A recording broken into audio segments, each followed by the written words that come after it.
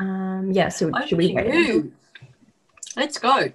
Alrighty, awesome. So welcome everyone to our economics class for the Skyline revision series. I'm really excited to be taking this class for you all. So we'll have 3 hours to go through a lot of the stuff that's on the study design, stuff that you will need to know for your exam, go through some study tips, and of course, have time for you all to ask questions, which is probably one of the most important parts. So yeah, I think I would like to start off today by acknowledging my respects or acknowledging the traditional custodians of the land that we're on today. And I'd like to pay my respects to their elders past and present. So as a bit of a sort of like welcome and housekeeping, I just wanted to like introduce myself to you all. So I'm Bridget, really excited to be taking today's class. I graduated in 2018 and I got pretty good score, I think, in economics. So I really enjoyed economics as a subject.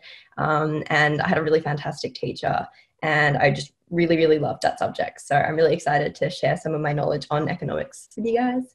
I'm currently studying a Bachelor of Commerce at UMelb. So I'm majoring in economics and marketing. So there's lots of economic stuff there.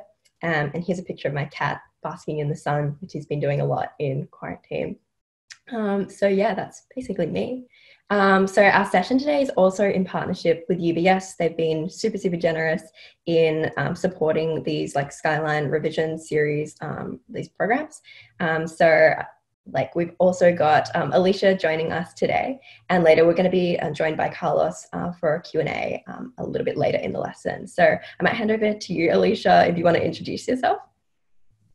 Hi, so I'm an investment banking analyst in UBS's infrastructure team, and I completed VCE in 2015, and I took economics in year 11 and 12, and I got a study score of 49.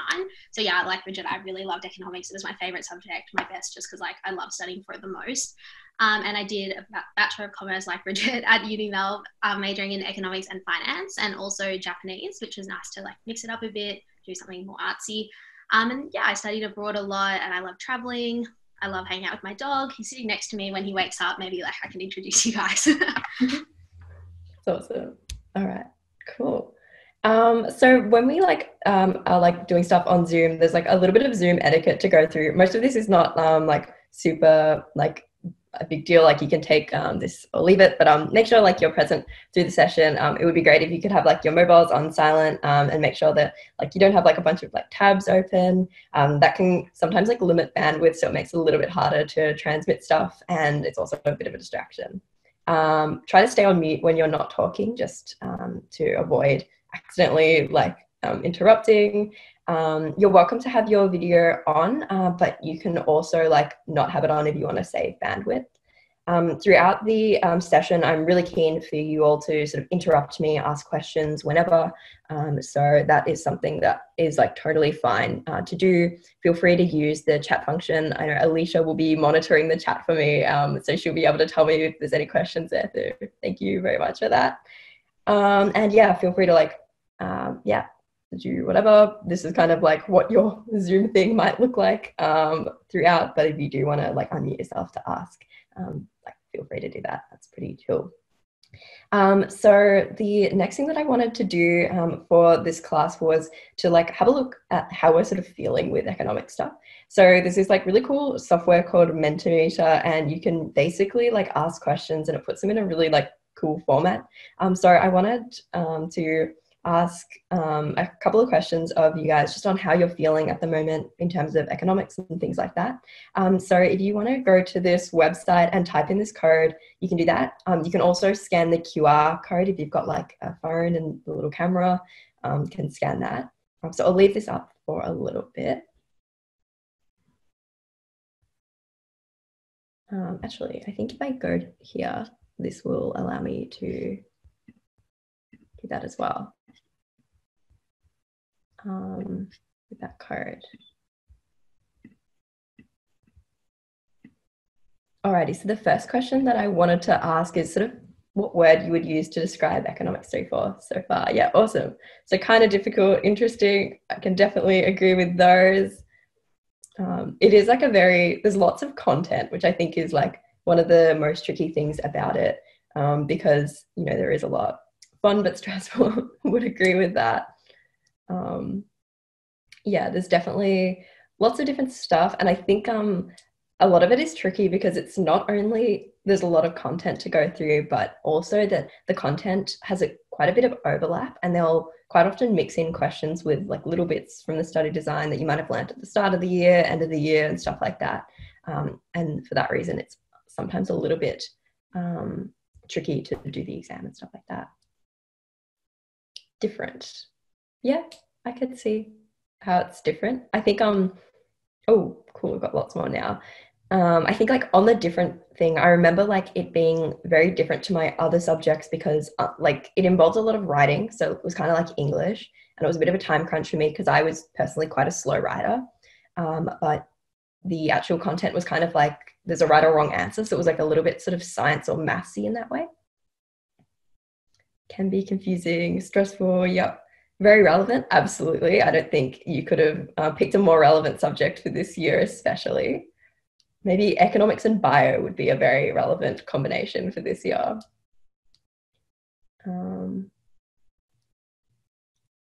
Alrighty. Awesome. So I might move on to the next question that I have, which would be to sort of like rank yourself with how comfortable you are with the content, just like out of curiosity. So how comfortable are you with the content that you would have learned in Unit 3, so at the start of the year, and Unit 4, so the stuff that you would have been learning, you know, from the middle of the year onwards? 4 and 3, that's pretty good. That's interesting to see that people are more comfortable with Unit 3 content, because I remember being in this position. Okay, maybe that's more reflective now. I literally could not tell you half the stuff that we would have learned at the start of the year. Yeah, and Unit 4, I guess, I don't know if I'd completely wrapped it up by this time. I think we had one more SAC in Term 4, because I believe it's the Term 3 holidays for you all.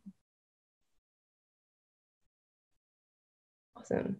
So we've got some good responses there. Look, a 3 is like pretty good. If you guys are at that level of comfort with the content, I think that's a really good position to be in, especially since you've got so much time for revision and things like that.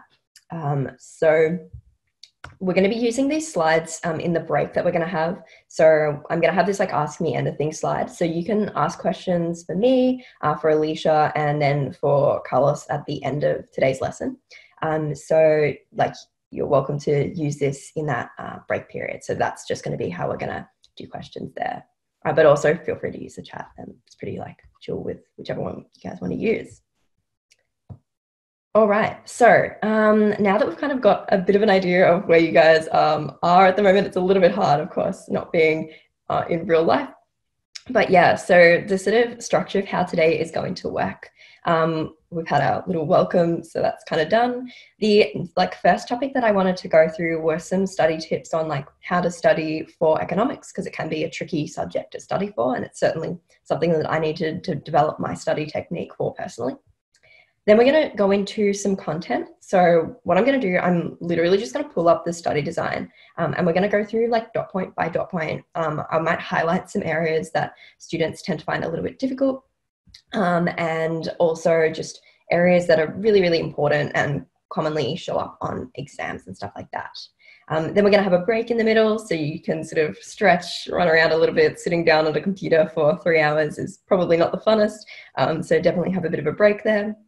And then after that break, we're going to be going into some practice questions. So I'm going to go through some really common questions that will pop up on like a lot of BCAR exams, and the techniques that you should use for answering those, because a lot of them do have a pretty similar kind of way of tackling.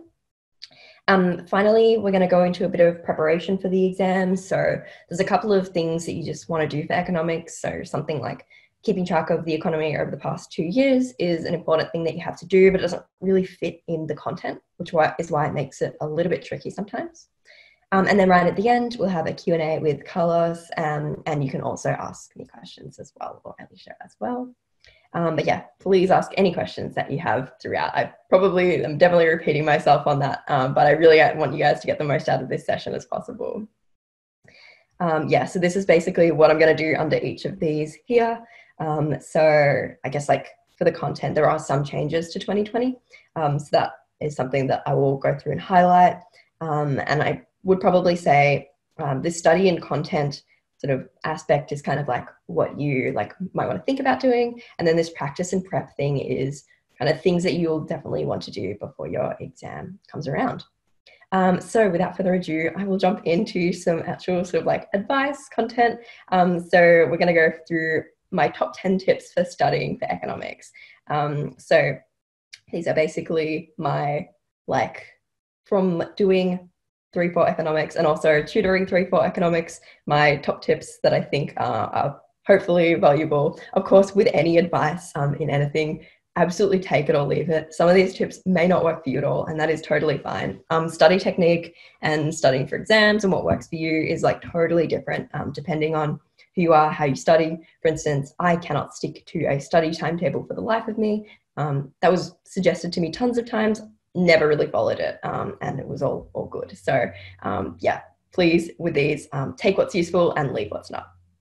So the first tip is basically the study design is your best friend.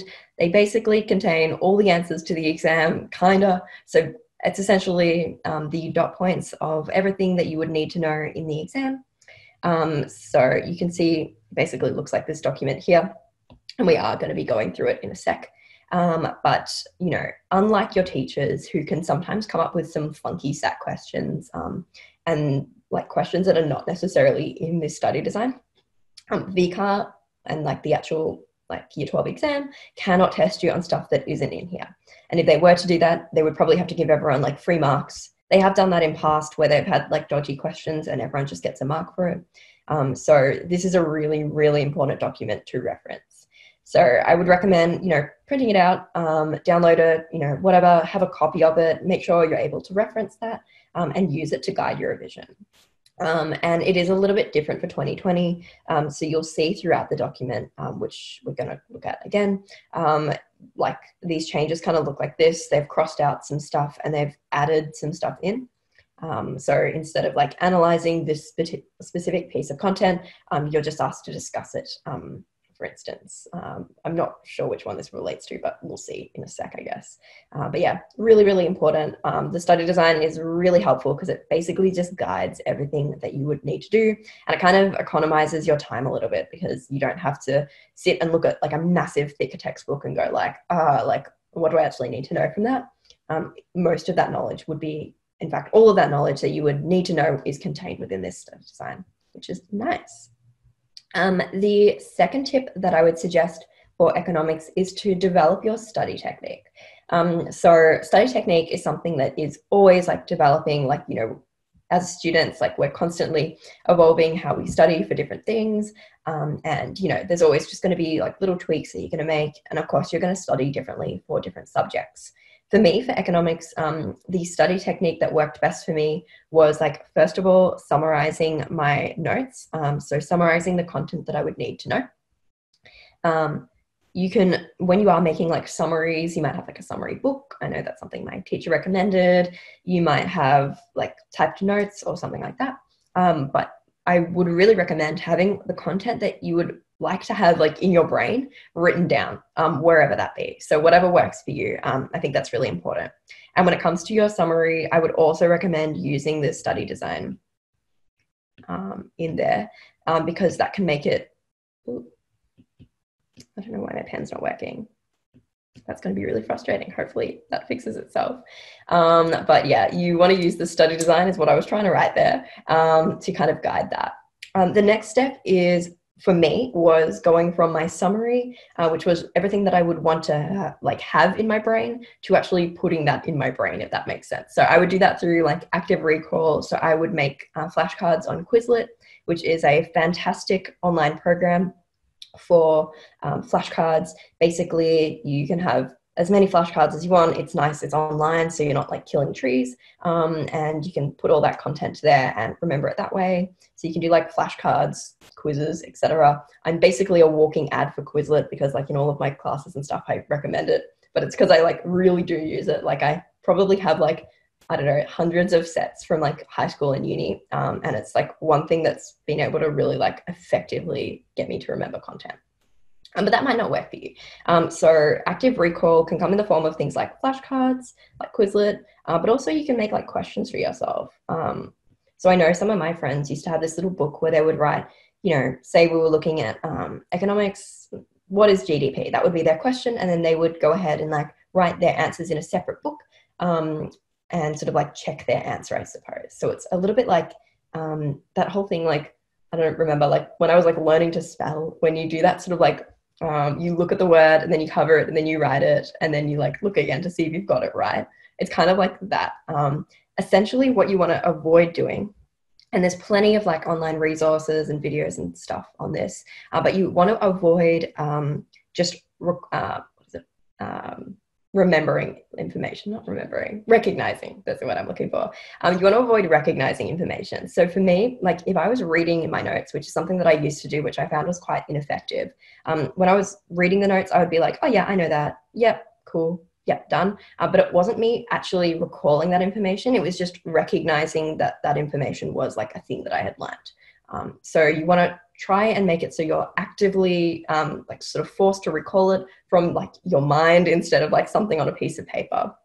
And I'd say that's pretty valuable, especially for a content heavy subject like eco. And then the last step is to practice. So that could come in the form of practice exams, practice questions, practice SACs. I really recommend looking at the VCAR website. So these guys have, if you just search up like VCAR economics exam, I don't know why I'm like struggling to spell today. You'll get redirected to this page here and it has all of the exams from the past like 15 years. So they are fantastic as revision, and they also come with examiner little, what's it called, like answer guides and sort of tips that the examiners give to students. The next tip is to get comfortable with the economy over the past 2 years. So this is something that is really important because it's pretty much like in the study design, it is something that you do need to know.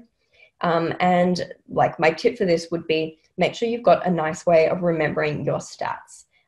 So repeating myself here, absolutely, I had a Quizlet set for those stats. So I would have like unemployment rate, and then on the back of this flashcard, I would have like what the unemployment rate was in like September of 2018, which is when I did the exam, or maybe it was October, like what it was in 2017, what it was in 2016. So I'd have like for each year in that like 2 years that you need to remember, I would have a stat so that I could like have an idea of how that moved over time.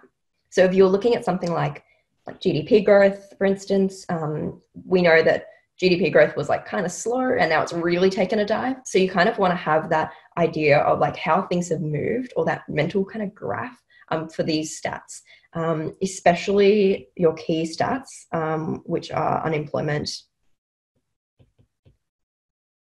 growth.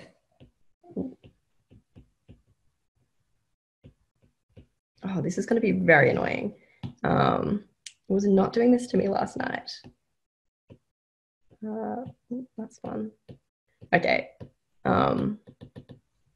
Unemployment, GDP growth, and inflation. I'm not going to write those down because it's just not working. My next tip would be to kind of forget about your SACs. This might seem kind of like weird, but like given the fact that the exam does contribute 50%, but I'm always a little bit skeptical with that whole 50% thing. So in my mind, it doesn't really matter where you sit in terms of your SACs. If you've done great in your SACs, fantastic. Continue that like work ethic and that like really good writing that you've done throughout the year to your exam. That's really awesome. And if you're like sitting in a place where you're not happy with your SAC results, it doesn't matter. So in my sort of like opinion, in my experience with how my friends have done in different classes and things like that, SACs don't really matter. So I use like the example of my like friend who was doing like pretty like dodgily in English. Like I don't think she didn't read any of the books.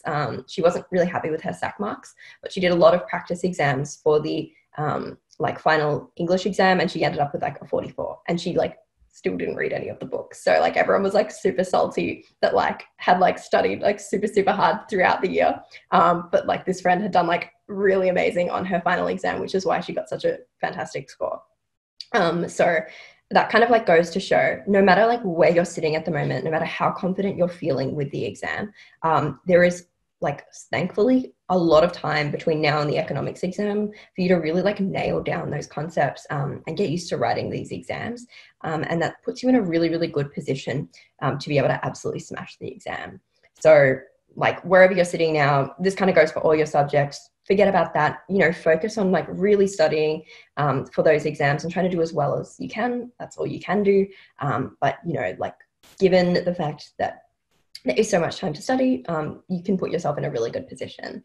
And also like sometimes like saying that, oh, it's like pretty much all on the exam, like don't worry about your SACs can be kind of scary because then it's like, oh, like your exam means a lot.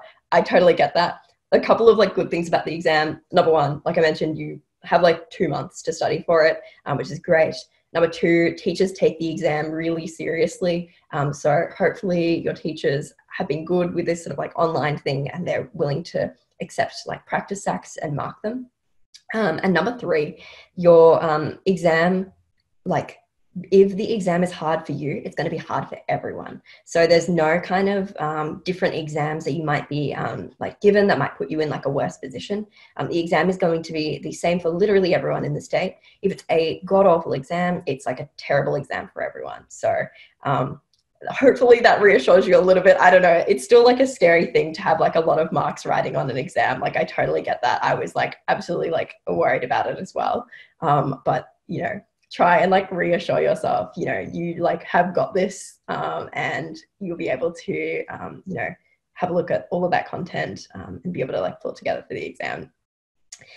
The next tip is for practice exams. So I mentioned before that practice exams probably the best type of revision. I do think it is important to remember your content before you try to do practice exams or try to do a lot of them. I certainly know that in my school, there was some kind of like a myth of if you do 50 practice exams, you'll get a 50 study score. I don't think that is true, I think that's a little bit unreasonable for economics considering, you know, there's a lot of writing. If you can do like 50 practice exams, good on you. If you can find 50 practice exams, because there is not that many for economics, good on you. But I would sort of suggest that, you know, like going for the quality of practice exams rather than the quantity is going to put you in a better position. So what you like should be doing, in my opinion, for like a quality practice exam time is try and mimic the conditions you'll do the exam in. So there are some tips that are like, do it in the same room as your exam. I don't know how feasible that is, just given like the current situation, depending on like where you are and what the like lockdown laws are like. But you could do it if you've like studied that way. That would be like kind of good. But if you can't achieve that, which I think is like probably more realistic for most students, just trying to do it in like a nice quiet space, you know, not doing it, you know, where you've got, and of course this is a little bit hard sometimes, but you know, tons of like people around and stuff like that, lots of distractions. Try and avoid that. Try and complete the exam in one sitting. So there are a couple of reasons for this. So number one, the economics exam is really long and it does take a while to complete. So you want to have some practice doing the whole exam in 2 hours because it is like you want to practice writing under that time pressure. Sometimes you won't be able to do it in 2 hours. That's totally fine. But I would recommend doing it in the time for that. And the other reason why it's a good idea to do it within that time is because it's just like you can kind of tick it off your to-do list. You're not like dealing with half completed exams. I did this for a few of my exams and I just like felt like kind of like I haven't like done anything when I didn't do the whole one. But of course, like totally depends on what time you have to do it and stuff like that. Try and use the full time. You know, use the reading time. This is something that I am personally guilty of not doing, which kind of results in me in exam time or the actual like writing of the exam, not knowing what to do in reading time. Like, oh, do I read like the short answer or like, do I try and read all the multi-choice so I can like answer them in my head? So in order to take like the guesswork / worrying work out of the exam, I would recommend doing a few practice exams using the reading time so you can practice reading time. It sounds kind of silly, but reading time is like a skill because, you know, it's effectively like 15 free minutes, provided like you do use that like full time. It's 15 free minutes to look through the exam, plan some answers in your head and do what you need to do in that time. So use that reading time, like do what you want to do in that reading time. And then the next bit is to mark those practice exams. Absolutely try and mark them yourself. I have had like a couple of students in past say that it's really difficult to self-mark echo exams. And I completely 100% agree with that. So it's easy enough to mark something like a multi-choice question because like, you know, you're either right or wrong. But for short answer or written response questions, they can be a little bit harder to actually, you know, go through and self-mark properly. My best advice would be if you're given solutions, which you would be given if you look at the VCAR exams, and if your school also has external exams that they might buy for you, that's also fantastic. If not, VCAR exams will like totally suffice. But, you know, look at the suggested answers that they give you through that like document, and try and mark them as in like, look how close your answer is to that answer and then take marks off accordingly. At least this is how I did it. So if I had like the definition correct, cool, I'd give myself a mark. But if I had like a question that wasn't quite bang on the answer, I would sort of like take marks off depending on how incorrect I was, which seems kind of like silly, but sometimes like that's just what you have to do. You kind of have to think of what the marking scheme is in your head. So they're the do's. The practice exam don'ts. Try and avoid doing them when you're really tired and stressed. The worst thing in the world is just like forcing yourself to do something that you just like should probably have a little bit of a sleep before doing and stuff like that. So, you know, if it's like super late at night and you haven't done anything like all day and you're like, oh, I really want to do like a practice exam, I would say don't stress about it. Just do it like the next day when you're feeling more like ready to do it. Try and avoid having expectations of what marks you should achieve on them. Practice exams, you're not designed, those exams are not designed for you to get 100% on every exam. That would be probably really tricky to do. I don't think I ever got close. I don't think I got 100% on any economics exam that I ever did. So that's like probably, you know, not a realistic goal. Those practice exams are like there for you to basically understand or see if you understand the concepts and know what mistakes you don't want to make in future. So sometimes like if you do stuff up a practice exam, that can be really helpful as a learning experience. You know, we learn best from the things that we don't do as well. So don't have expectations on the mark that you want to achieve. Don't try and like think on like, I don't know, based on this mark that I got in this practice exam, I'm probably going to get this study score. It's just like most of the time you're probably going to be like, it's so hard to tell. Like I know like my friends, like calculating their like study scores, like they were like well off what they actually ended up getting. So, you know, don't have any like expectations. Try not to stress yourself out about those marks. They're there to like teach you things, I guess. Try to like put your full effort into the whole exam. And then try and avoid doing things like with distractions. So Netflix, I would probably avoid like watching something at the same time as doing an economics exam. I know for me, like different subjects, I could deal with like different levels of distractions. So for instance, like with methods, I was able to like watch something and do methods at the same time. May not have been the best idea because I think out of all my subject, methods is like the one that I recall least, probably because I watched like the entire like office like from doing methods exams, which maybe wasn't the best. So yeah, take my like experience there. If you want to recall something in the long term, watching like Netflix while doing it's probably not the best idea. When it comes to music, some people are like, listen or do your exams in complete silence, listen to absolutely like nothing. For me, I couldn't bring myself to do a practice exam if I didn't have like my music on. So I would just be like blasting music while doing economics exams. I would say like do a couple of exams where you don't have any music and distractions and stuff. If you need music to study, that's totally fine. I know some of my friends listen to like classical music, like they have their like classical music Spotify playlists. I just listen to kind of like whatever, anything that would like sort of hype me up. But, you know, again, try and mimic the conditions at some point so you do have experience in those. But of course, don't make yourself like not enjoy the experience of doing a practice exam. As like enjoyable as practice exams are, like not at all. But yeah. The next tip that I would have, and this is for like economics, but also all of your other subjects, is to plan your exams out.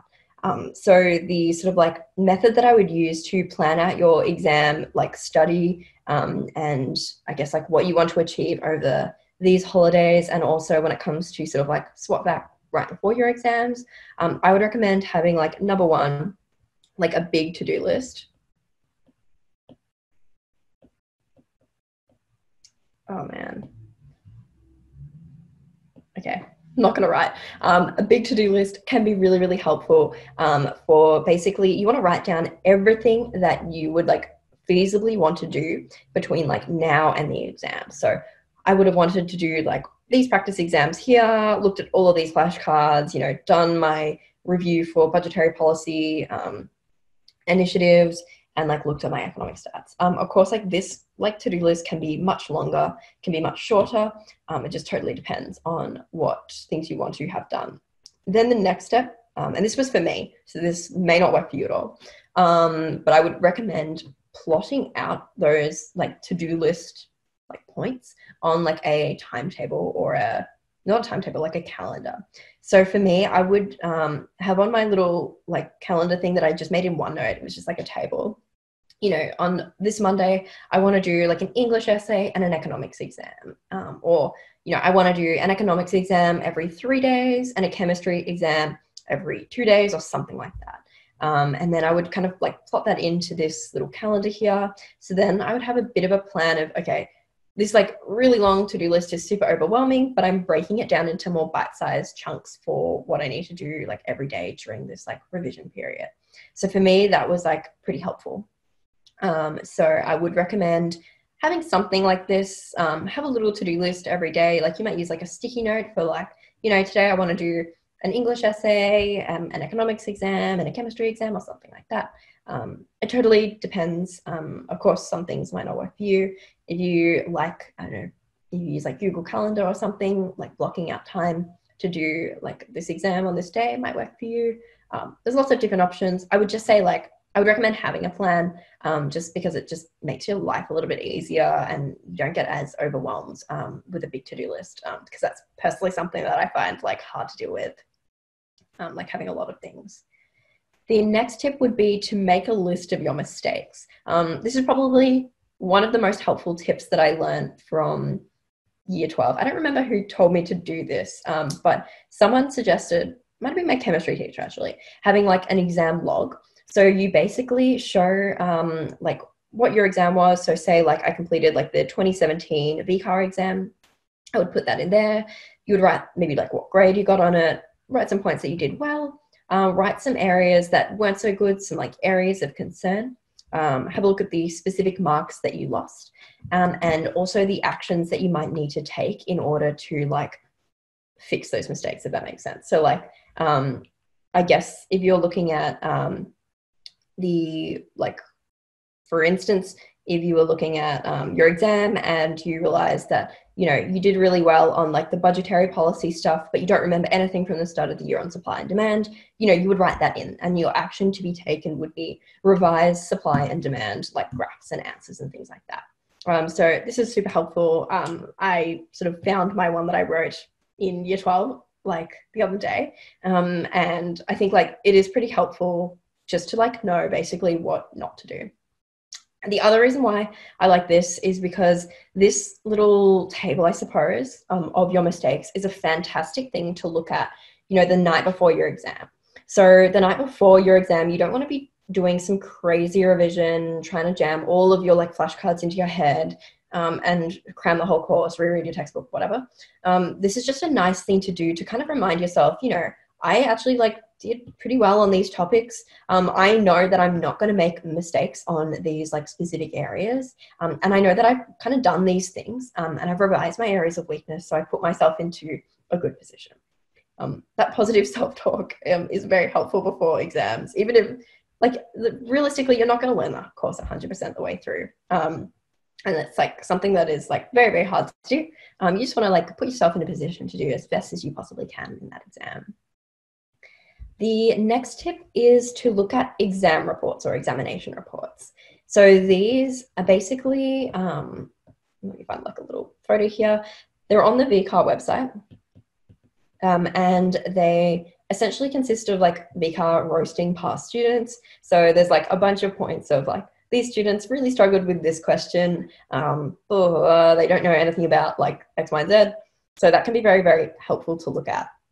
So for instance, I don't know, like they've got a list of questions that were answered like well, but these specific points were, for instance, like elasticity of demand in this 2019 exam. This specific point was something that students didn't answer well. Now, if I was a VCAR examiner, like you can put yourself in their shoes, you'd be looking, if you were going to make some like tricky differentiating questions for a future exam, you'd be looking to maybe test students on some things that past students haven't done so well in. So these like examination reports can be kind of helpful because it can kind of allow you to anticipate, you know, these are the questions that students haven't done too well on in past. So maybe VCAR will bring up questions in relation to these points in future. So it's definitely something that I would recommend to have a look at.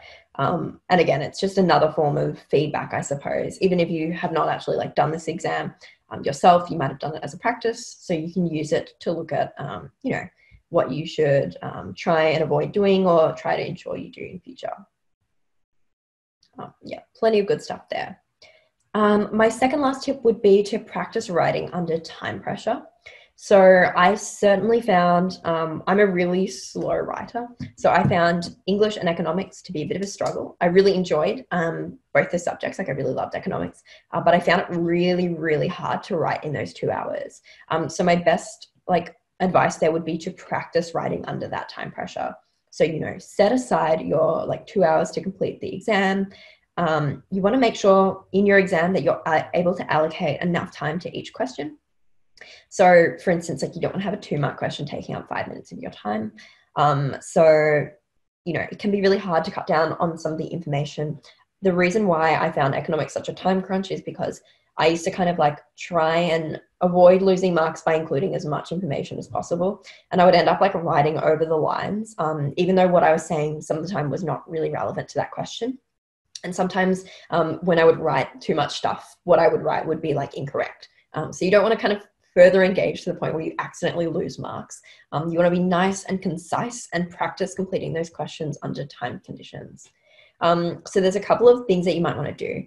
So first of all, you may want to, instead of doing a whole exam in 2 hours, you might want to set aside, say like if your question, like question 4 of like a 2015 exam, you know, it takes up like 20% of the marks of that exam, you know, you want to basically use that like 20% thing to like allocate 20% of the time, if that makes sense, to that question, and then like practice writing with them if you don't want to do a full exam. Another thing that can help when you're writing under time pressure is just planning out your answers. So making sure that, you know, you've got a little bit of a mental plan of what you want to have in your final answer. And the last tip that I have for economics is to use like all of the resources you have available. So, you know, you've got things like YouTube. They were super helpful for me. For me, I'm someone with a really like low attention span for like reading written things, especially if it's a concept that I don't understand. Like it can be like very, very frustrating to just like be given a chunk of text and try and like understand it that way. So YouTube and like visual ways of like teaching stuff was like really, really helpful for me. So I would like 100% recommend that in terms of like allowing you to like better understand concepts. I really like Crash Course reviews, and the guy from Crash Course also has this like channel called ACDC Economics, which oh my God, it's literally only letting me write one letter. But I use like ACDC Economics in both uni and school. So I really like that. You've got your teachers. So of course, like different like schools like do things differently. Some teachers are more or less helpful, unfortunately. So if you do have a teacher that is like willing to accept like, you know, your practice exams, practice questions, definitely use them. They can be very, very helpful. Use your textbooks, use the summary and question parts of your textbooks. They can be good as resources. You know, there's tons of free online questions and websites with information. If you just like look up some like VCE economics stuff, there's so many resources online, which is like nice and helpful. But yeah, that's basically it for my like advice for studying for economics. Did you guys have any questions at all based on anything that I just like covered, like, you know, what practice exams, how many, or something like that? Happy to answer any questions on that.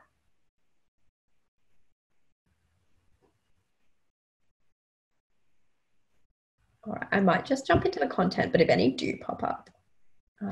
I know there was a bunch of questions on the Mentimeter. Okay, thank you. Let me jump over to that then. Yeah, let's answer some of these then. So looking at how we structured our day and study in VCE. I guess like answering that, for me personally, how I did it, like with my day structure. So I did have this like little timetable that I like went through, which I kind of showed on the previous slide. And that was like very, very helpful, basically telling me all the things that I had on my to-do list for that day. But what I would do, I tried to like, you know, wake up like at a decent time in the morning. So that was probably like 8 or 9 a.m. To try and get some study done in the morning. I would, you know, like make myself like a nice breakfast and like kind of chill and then get into some study, have a bit of a break. And then sometimes I'd go to the library to like have a bit of a change of scenery. And then I would like come back and try and finish it before a ridiculous time of the night. So I kind of like, I guess like tried to have some enjoyable times in the day, a couple of like changes of scenery, I guess, and having that like to-do list to kind of guide me what I needed to do. But Alicia, did you want to talk about how you structured it?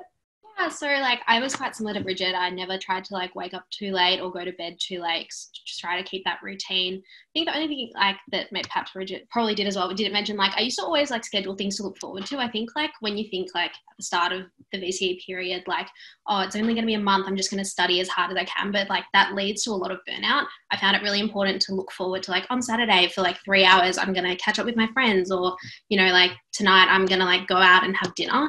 And that sort of like motivated me and like also just provided like mental relief. It's not sustainable, I don't think, to be thinking all the time like, oh, I need to do this new like practice exam, like my teacher just marked this question, so I should do more now. So yeah, I would still recommend just like leaving time for yourself to like chill out.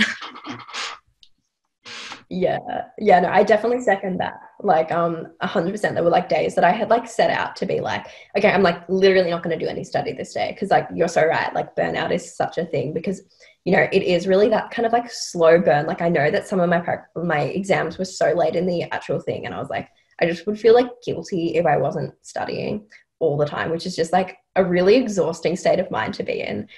So like yeah, 100%, like actually like scheduling time, like sometimes you just need to do that, or like saying like, okay, I'm going to do like this like 3-hour hangout with friends, or like watch a movie or something like that, is like a really good idea. Yeah. All right, what do we have for the next one? Should we memorize the statistics for each year from 2018?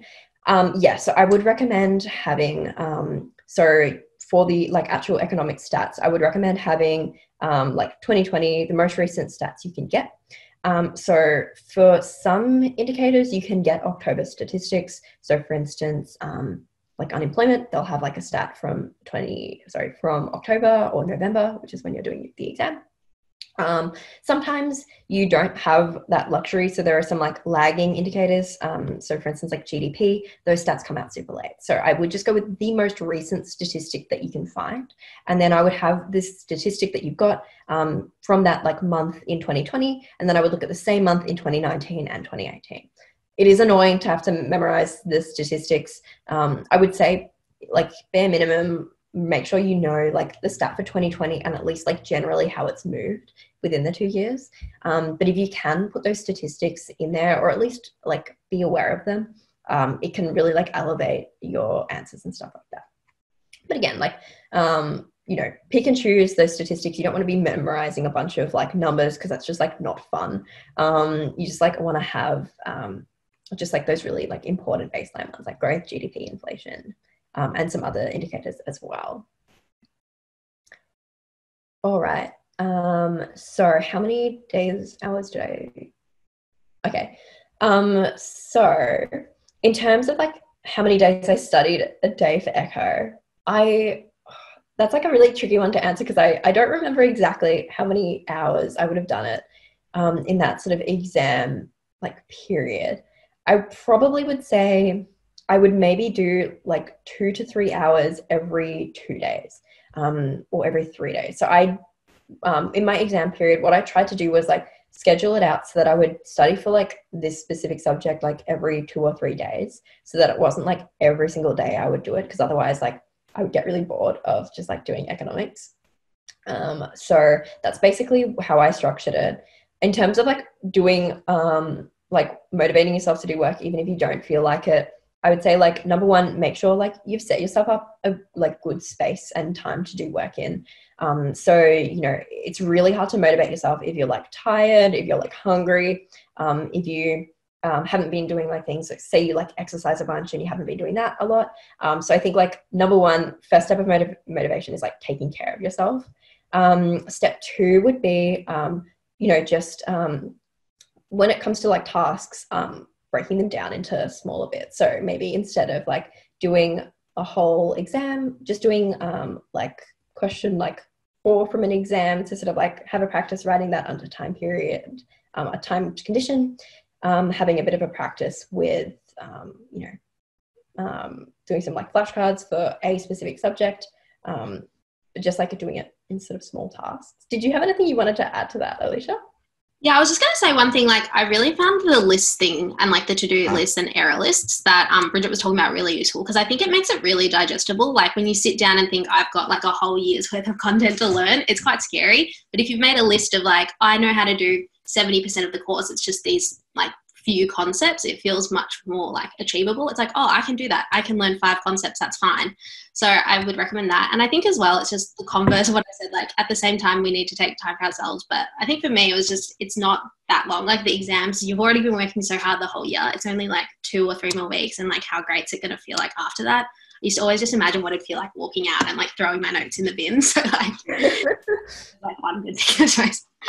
Yeah, no, that's such a good like point. Like I remember my like chemistry teacher was always just like, you know, like this whole thing. He was just like a really like funny guy. I don't even know, but he was like, yeah, this is just, you just got to do it, and then you get like the biggest, longest holiday ever. And it is like the longest, like best holiday ever, because you have like no responsibilities. Like you're in between school and uni, like no obligations. Like if you have a job, whatever, but like, you know, it's just a good time. So like, you know, there is a like good light at the end of the tunnel. Yeah, it's the extra long yeah. But I think it's also like the feeling of achievement, because like when you walk out knowing you've done your best, there's nothing else you could do. You have no regrets no matter the outcome, even if it's not like as good as you hope. But I think in most cases, like you're all clearly motivated, it'll be better than you hoped. Yeah, definitely. It is a good feeling to work out. Okay, this next one is like a good question. So how many budgetary policies should we remember? So this like depends, which is not a very like satisfying answer. I would probably say bare minimum with your like budgetary policies, you'd want to have one that covers like each of the economic goals. So something, and I'm going to talk about this a little bit later in the piece, but as like a bit of an overview, you want to have some budgetary policy that is going to affect growth, unemployment, and inflation for the aggregate demand side. And I would also recommend having a few budgetary policies on the aggregate supply side that are relevant to those like study design dot points. So things like, and like off the top of my head, things like subsidies for like subsidies, research and development grants, and there's like one other one, I think it's training and education. So bare minimum for the 3 goals and those 3 aggregate supply points.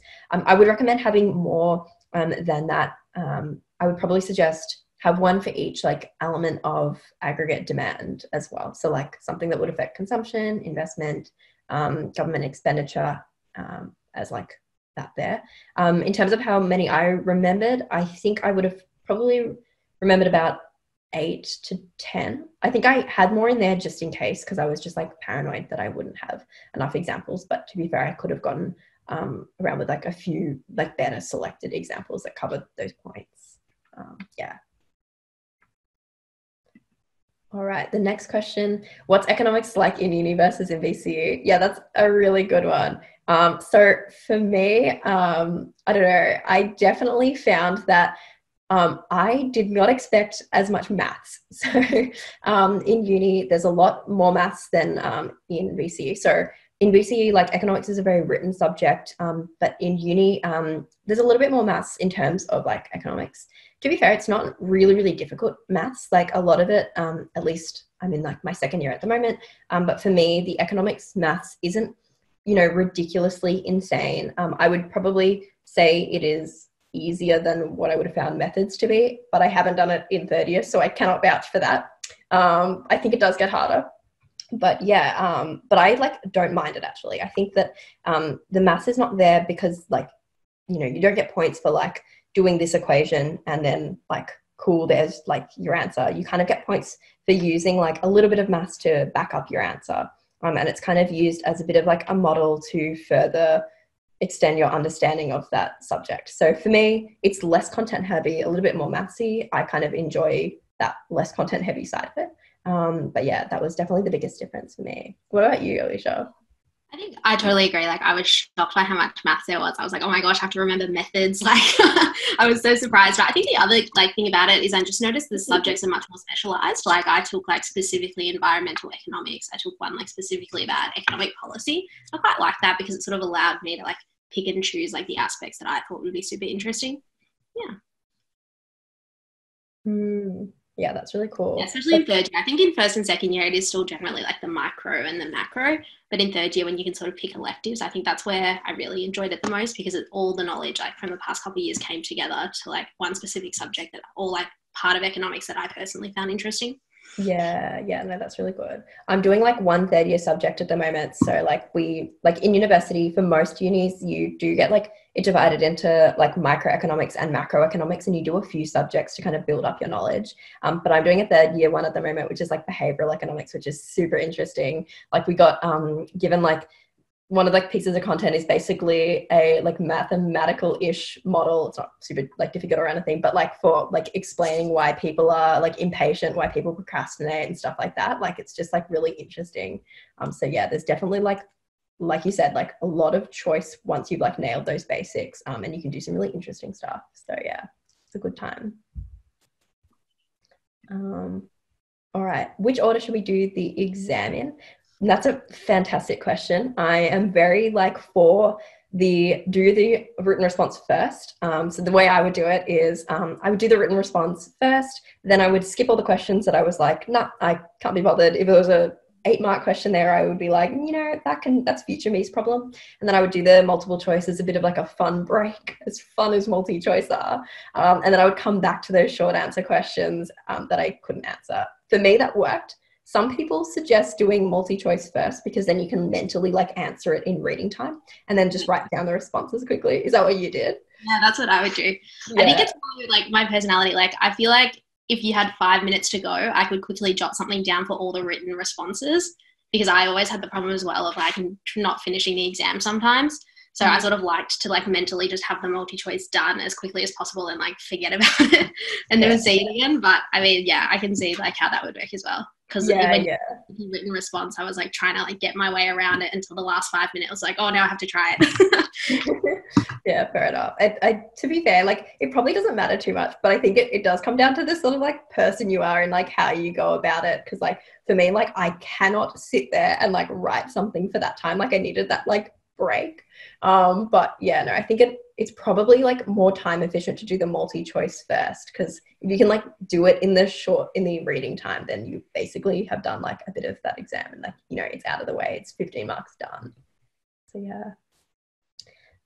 All right.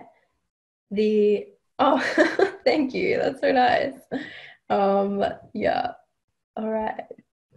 Okay, cool. So with that, I am hoping and praying that my stylus is going to work for this next question. But I wanted to go through some key content for like areas of study that you would have looked at over the year. So I'm literally just going to go through on like a OneNote page, just some like key, or I guess the study design dot points, not to sort of like speak at you guys in terms of, this is this definition of this, but, basically flag like bits of content that like are commonly sort of examined, and things that are like important to sort of remember, and it might be sort of like missed by students. I don't know why my pen is not working today. I've been having like absolutely random issues with this whole setup, but let's hope that it kind of works. So let's have a look. Firstly, I guess, you've got your study design here. Grab it from the BCAR website, print it out, put it on your wall, put it in your notes, have it somewhere that you can reference. It's a really fantastic resource. So just looking at, I guess, the first bit, which is Unit 3, this is the stuff you would have done Semester 1 this year. We'll just take a look at these dot points here. So essentially, this whole outcome 1 is effectively the microeconomics unit of Economics 3-4. So you do a lot of micro stuff in this specific unit, but for the most part, the rest of the course is like macroeconomics. You're dealing with things like budgetary policy, monetary policy, aggregate demand, aggregate supply, dealing with the whole economy. This is a little bit more specific. I really enjoyed this section of the course, but some people totally hate it. So absolutely depends on what you think of this. But yeah, I guess going through these points here, the first point that you need to know is this whole idea of relative scarcity. You're not going to be asked in an exam, what is relative scarcity? We know that, relative scarcity occurs because we've got some unlimited needs and wants, but limited resources. And then we end up with this whole shortfall of resources. We don't have enough resources from which we can produce goods and services to satisfy those needs and wants. Basically, the whole idea with this here, I suppose, is that it kind of sets up the whole idea of economics. Economics is about making decisions of where we allocate those resources. And this allocation of resources is something that is very, very prevalent through this unit. The next dot point that we've got is the nature of / conditions for a perfectly competitive market. So the perfectly competitive market is essentially just, I guess, a model that we use in economics to simplify what actually happens. So the points for a perfectly competitive model is that there is homogeneous products. For instance, if we were looking at the market for apples at a market, all of those apples are exactly the same. There's no sort of different types of fancy apples we have, different phones. For instance, Apple differentiates itself from Samsung because, they're differentiated products. So we say that they have to be the same in a perfectly competitive market. There's also got to be low barriers to entry and exit. Oh, man. Okay, low barriers to entry and exit. This is just not happening today. So that basically means that there's no sort of cost barrier. So for instance, if you're trying to start an airline to be more competitive with Qantas or something, airplanes are very, very expensive. So that is a barrier to entry.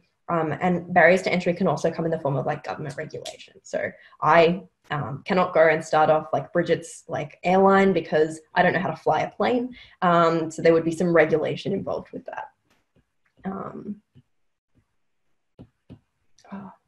Entry. And you've also got there's lots of buyers and sellers. So no seller has market power, so they're not able to set the price in that market. They have to be price takers. So this perfectly competitive market is basically just setting up those conditions for supply and demand, essentially. So we've got buyers and sellers acting rationally. So those are your things for the perfectly competitive market. Sometimes you might get a question in the exam asking you what that is, in which case the way we define a perfectly competitive market is with these points here. And there are a couple of more points that you might have in your textbook as well. The next dot point is the law of demand and the demand curve, including movements along and shifts of the demand curve. So we know our demand curve looks like this. It slopes down. If we look at the axes, basically what happens is that as price increases, quantity demanded decreases. So that is our law of demand. The kind of like weird thing here, when we deal with like the like law of demand, we know that it like the law is like if price increases, quantity decreases, which dictates a downward sloping line. But if you've done any math subjects, you know that normally it's like the x-axis that dictates what the y-axis looks like, if that makes sense. So for instance, like if you've got like a linear line, you say that y equals like x, or y is a function of x. But in this case here, the quantity is actually a function of p, or a price. The reason why that is because some like economist decided that he wanted to flip the axes, and that's just how we have to live with it now. There's literally no reason for that.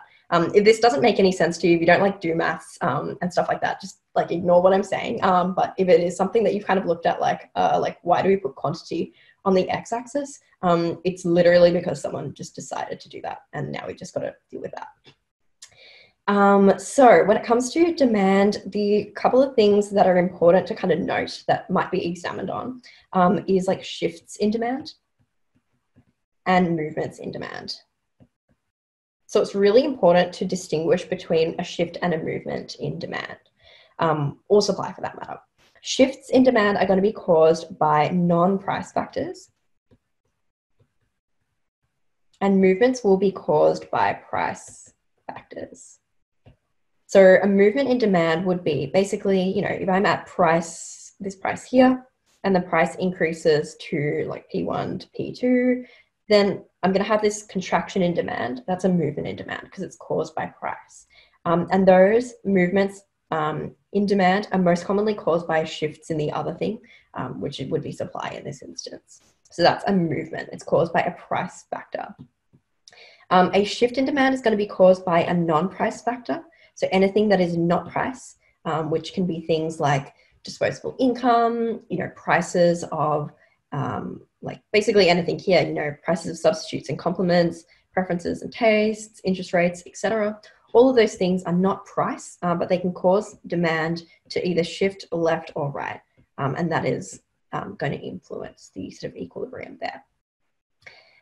So that's basically demand. Supply, you basically need to look at the same thing. Again, movements along the supply curve are going to be caused by price factors, and shifts are going to be caused by non-price factors. So those are those points there. You also need to be aware of like some different conditions or factors that might affect supply and demand. So this dot point here, you're asked to look specifically at cost of production, technological change, productivity growth, and climatic conditions. So these are all things that are going to cause a shift in supply from supply something to supply something else, or back the other way, you know, whatever. But just be aware, I suppose, like all of these are going to affect the like ability and willingness to supply.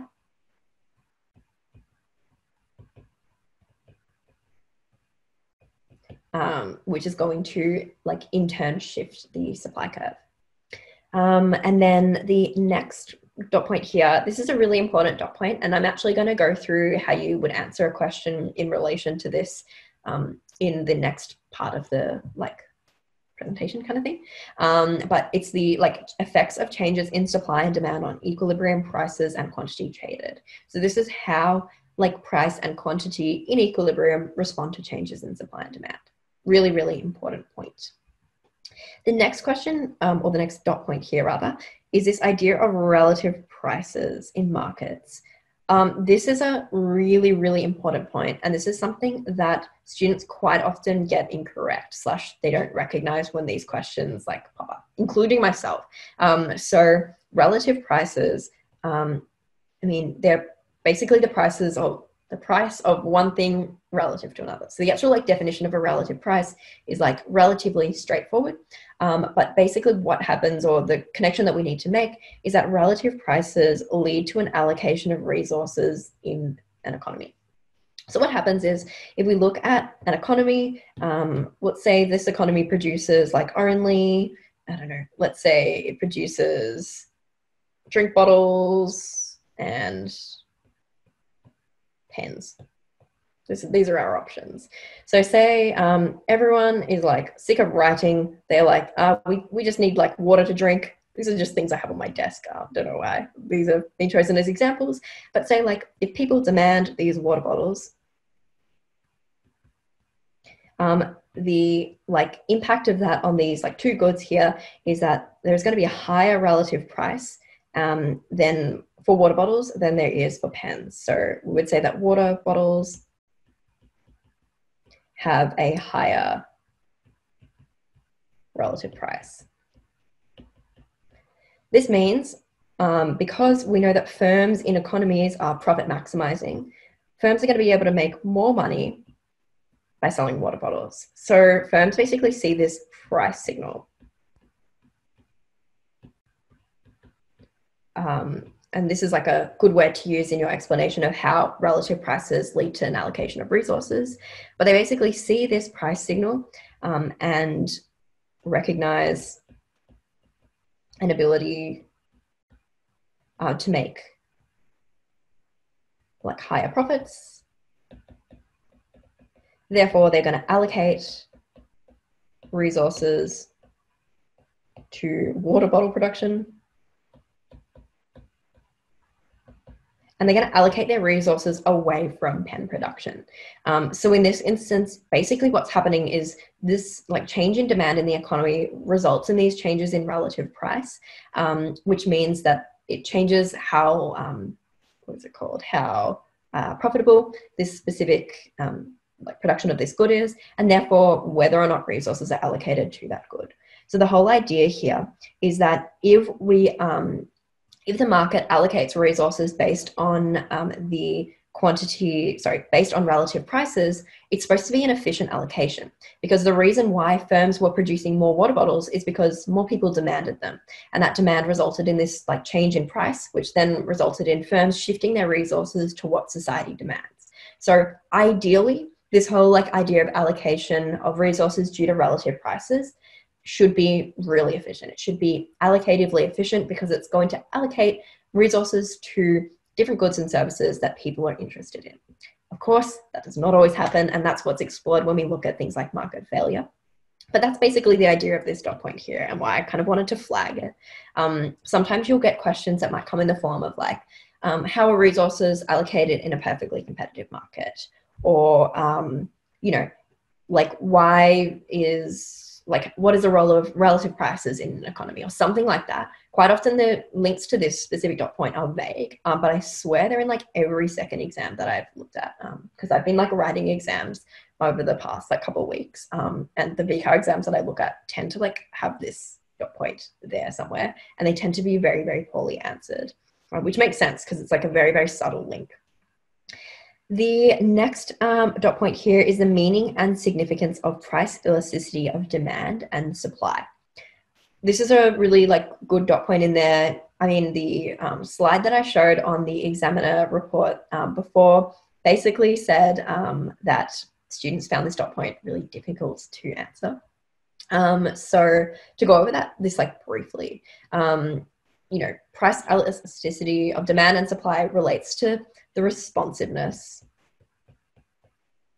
of quantity demanded or supplied to a change in price. So you basically look at the percentage change in quantity either supplied or demanded divided by the percentage change in price.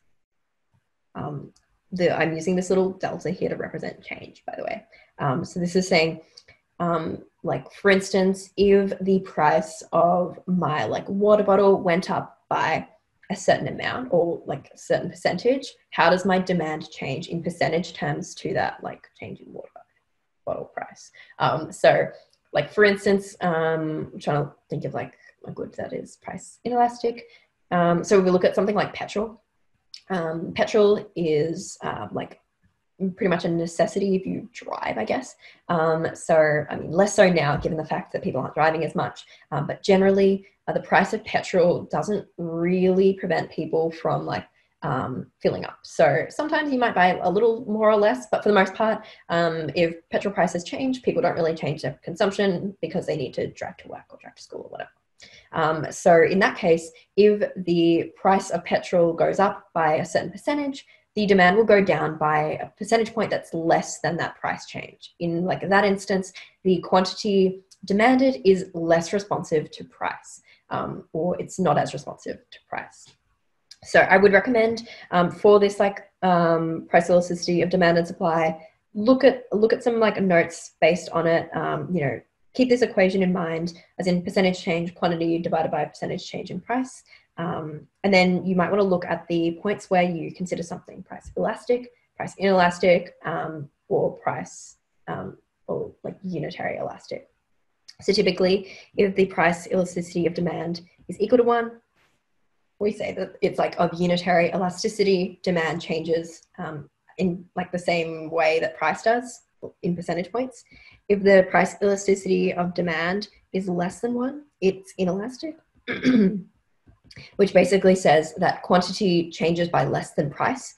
And if price elasticity of demand is greater than 1, we say that it is elastic because the quantity demanded changes more than price. So in percentage, like point-wise, because we don't typically use numbers, because if you change like the size of those numbers, it messes with the price elasticity. So we do use percentage points there. There's a couple of factors affecting the price elasticity of demand. So degree of necessity. If things are necessities, people are less price responsive. So it wouldn't make sense if I need, say like I live in a place that doesn't have like tap water and I need bottled water to live. Basically, I can't choose to not consume water. If the price of that water goes up, I still need to pay. So my responsiveness to that change in price is going to be very low. So I'm going to be price inelastic. Availability of substitutes. The more substitutes something has, the more price elastic it's going to be. So if I have lots of different substitutes out there and the price of my like type of coffee that I drink increases, I'll just pick another coffee brand to go with. So in that case, I'm very, very responsive to a change in price. I will just like move across to a different good. Proportion of income, more expensive something is, more elastic, and time. The more time you have to make a decision, like the more elastic it will be. There's the same kind of deal for supply. In the interest of like time and like not sort of like spitting too much content at you, I won't go over these in a great amount of detail, but I would sort of flag price elasticity of demand and supply are important things to study up on, and make sure that you can kind of tick off each of these little points here with a little bit of an explanation of how they affect elasticity. All right, so the next like couple of dot points are basically on markets, when they work and when they don't. So the effect of competitive markets on the efficiency of resource allocation is the first one. This is a nice vague dot point, to be fair. So basically, when we're looking at competitive markets, we're supposed to say that competitive markets, because of these price signals, because of this supply and demand, it should be nice and allocatively efficient. Of course, we know that's not the case, which is why we have these market failures here. So basically what you've got to look at is some examples of market failure. So you're given 4 different types: public goods, externalities, asymmetric information, and common access resources. For each of these market failures, I would recommend having a definition and a little bit of an explanation and an example. So if I was going to go with public goods, for instance, I would say that public goods are goods that are non-excludable, like non-rivalrous. So I can't exclude people that don't pay. And by me enjoying this like specific good, it's not excluding, sorry, it's not ruining it for someone else. So something like a public park is an example of a public good. And therefore, because I can't exclude people that don't pay, there's no incentive for companies or businesses to produce those goods, so they're underproduced in the market. Therefore, the government have to kind of step in. So in that instance, you can like kind of see what I've done there. I've kind of defined it in reference to that, like those points that are made about it being non-excludable, non-rivalrous, given an example of public park and an example of why the market is failing. So the market is failing because if I can't profit off it, companies aren't going to produce it. Therefore, they're going to underproduce those goods. So I would recommend having like an explanation like that for each of these market failures. The next dot points are what the government can do in response to market failures. So the first is like different forms of intervention. So things like taxes, subsidies.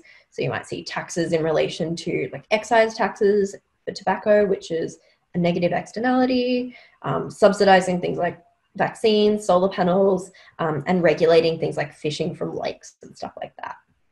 And then finally, you are asked to give a contemporary example of government intervention in markets that unintentionally leads to a decrease in the resource efficiency of resource allocation.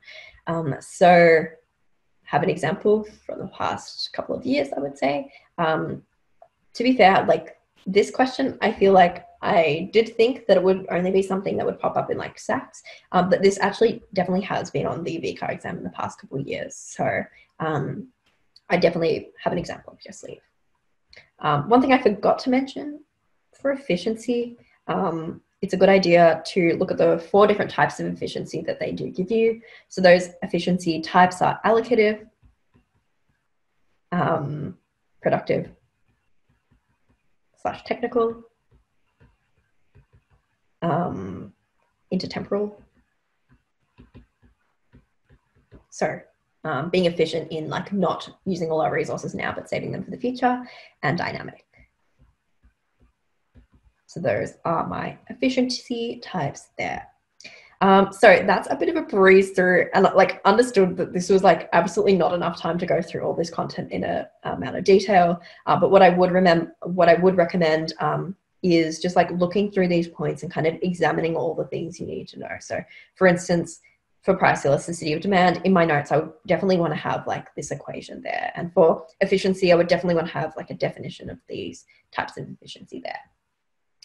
So yeah, let me just see if there's any questions on this topic. I guess like looking at this one here, are there any specific definitions we should memorize? So I definitely think, yeah, there is definitely a few. I will go through like the definitions that I think are important to memorize, but if you are given, as like a general rule of thumb, if you are given like a like economicsy, this is like a very, very technical term, but like an economicsy word. So for instance, say asymmetric information, if you hadn't sort of studied the course, you probably wouldn't be able to define that. And that's generally like a good example of something that I would recommend having a definition for. That being said, you don't need to memorize a definition word for word. I know that accounting you do, but economics, the definitions are pretty chill. As long as you show that you have an awareness of like what that topic or what that point is, different definitions would be totally fine to have. But yes, definitely have some definitions up your sleeve and pick the sort of terms that that are kind of like economics related, I guess. Oh yeah, this is a really good question as well. This is basically asking if you need to know like forms of markets that are not perfectly competitive markets. The answer to this is no. So thankfully this is on the year 11 study design. So you probably, if you did economics 1-2 last year, you would have needed to know about all of these different types of competition. Thankfully for year 12, they have simplified it a little bit. You don't need to know about them. You just need to know about the perfectly competitive market. All right. So the next sort of what's it called? The next study design section, area of study, is basically looking at macroeconomics and looking at the macroeconomic goals that Australia has. So there's tons within here, and in the interest of not being like super boring, I'll just like go through like some like basic things that might be good to include. So I would definitely recommend having an example of material and non-material living standards, have a definition and an example. These like questions on them seem kind of straightforward, but they do pop up sometimes. So it's always good to have that there. Factors that influence material and non-material living standards. So things like access, environmental quality, physical and mental health, life expectancy, crime rates, literacy rates. These basically kind of are encompassed within your idea of non-material living standards. The next point is this circular flow model of income. So this is a really good like diagram to have like an awareness of, but also just helps you with your explanation of how things happen in the economy. So I guess when you're looking at this whole like circular flow model, it's looking at, you know, businesses and households. Households will provide their sort of resources like labor to a business, and in like doing so, businesses will give the household some income from that. So that income, it could be like if the households are giving labor, it might be wages. If like the households or the like that sector there is like allowing businesses to rent out their space, they might get rent income, etc. But these resources are basically used so that businesses can produce stuff. Then households will demand goods and services. So this kind of represents demand or, in this economy. And then those businesses will provide final goods and services to households. So this is like the kind of demand side here, and this is the supply side of goods and services. And then this is kind of the supply and demand for resources. So that's like a basic overview of like the circular flow model.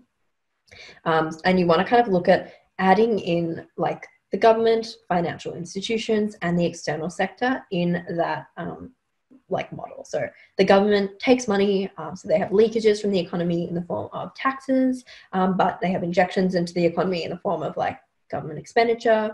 Financial institutions, leakages come in the form of savings, injections are investment, and the external sector, you've got exports and imports in that economy.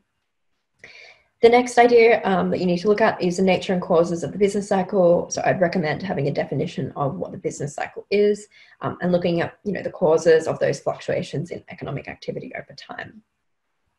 The next dot point is aggregate demand. So what that is basically being demand for finished goods and services. I would recommend having the aggregate demand equation, which you've probably seen like a million times in the course by now. But this here, super, super important. And then you also need to look at a couple of different factors and how they affect that. You also need to look at the aggregate demand curve, which looks like that basically, but you know, is also your downward sloping curve.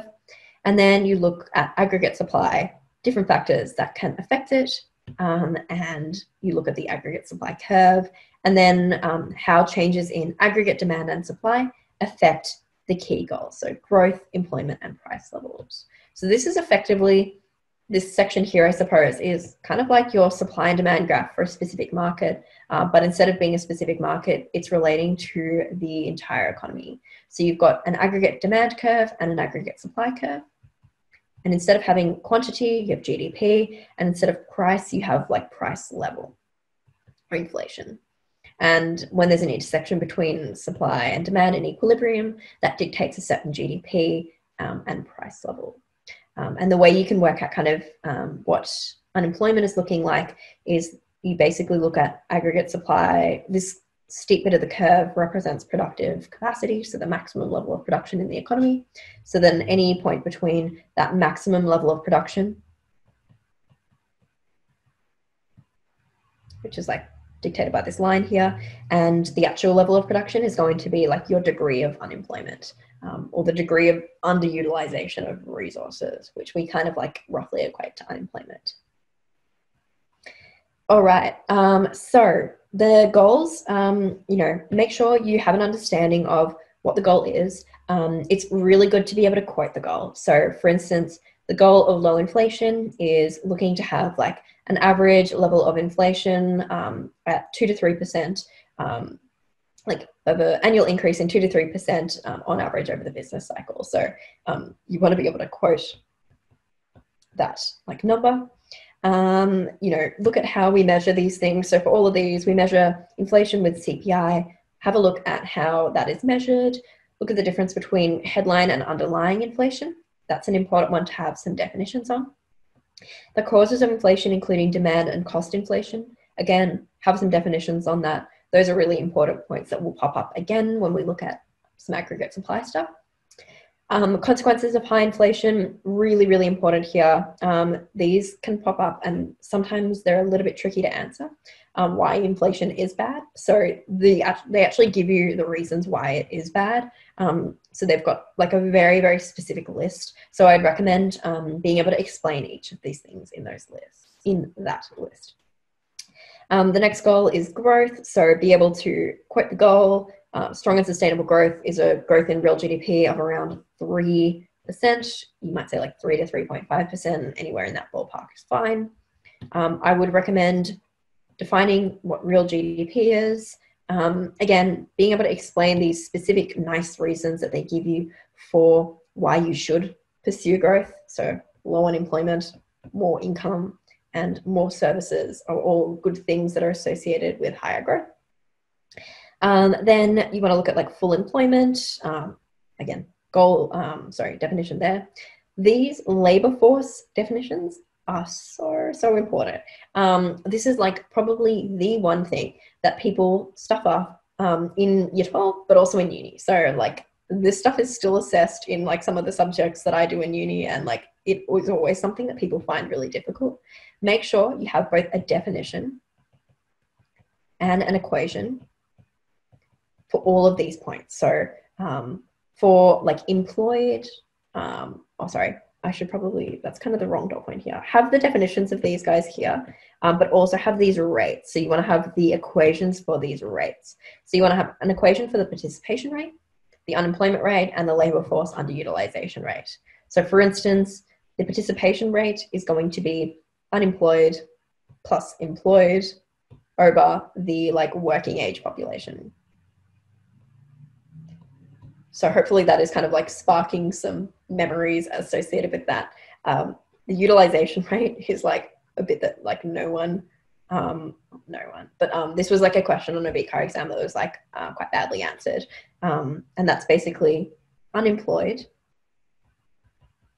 plus underemployed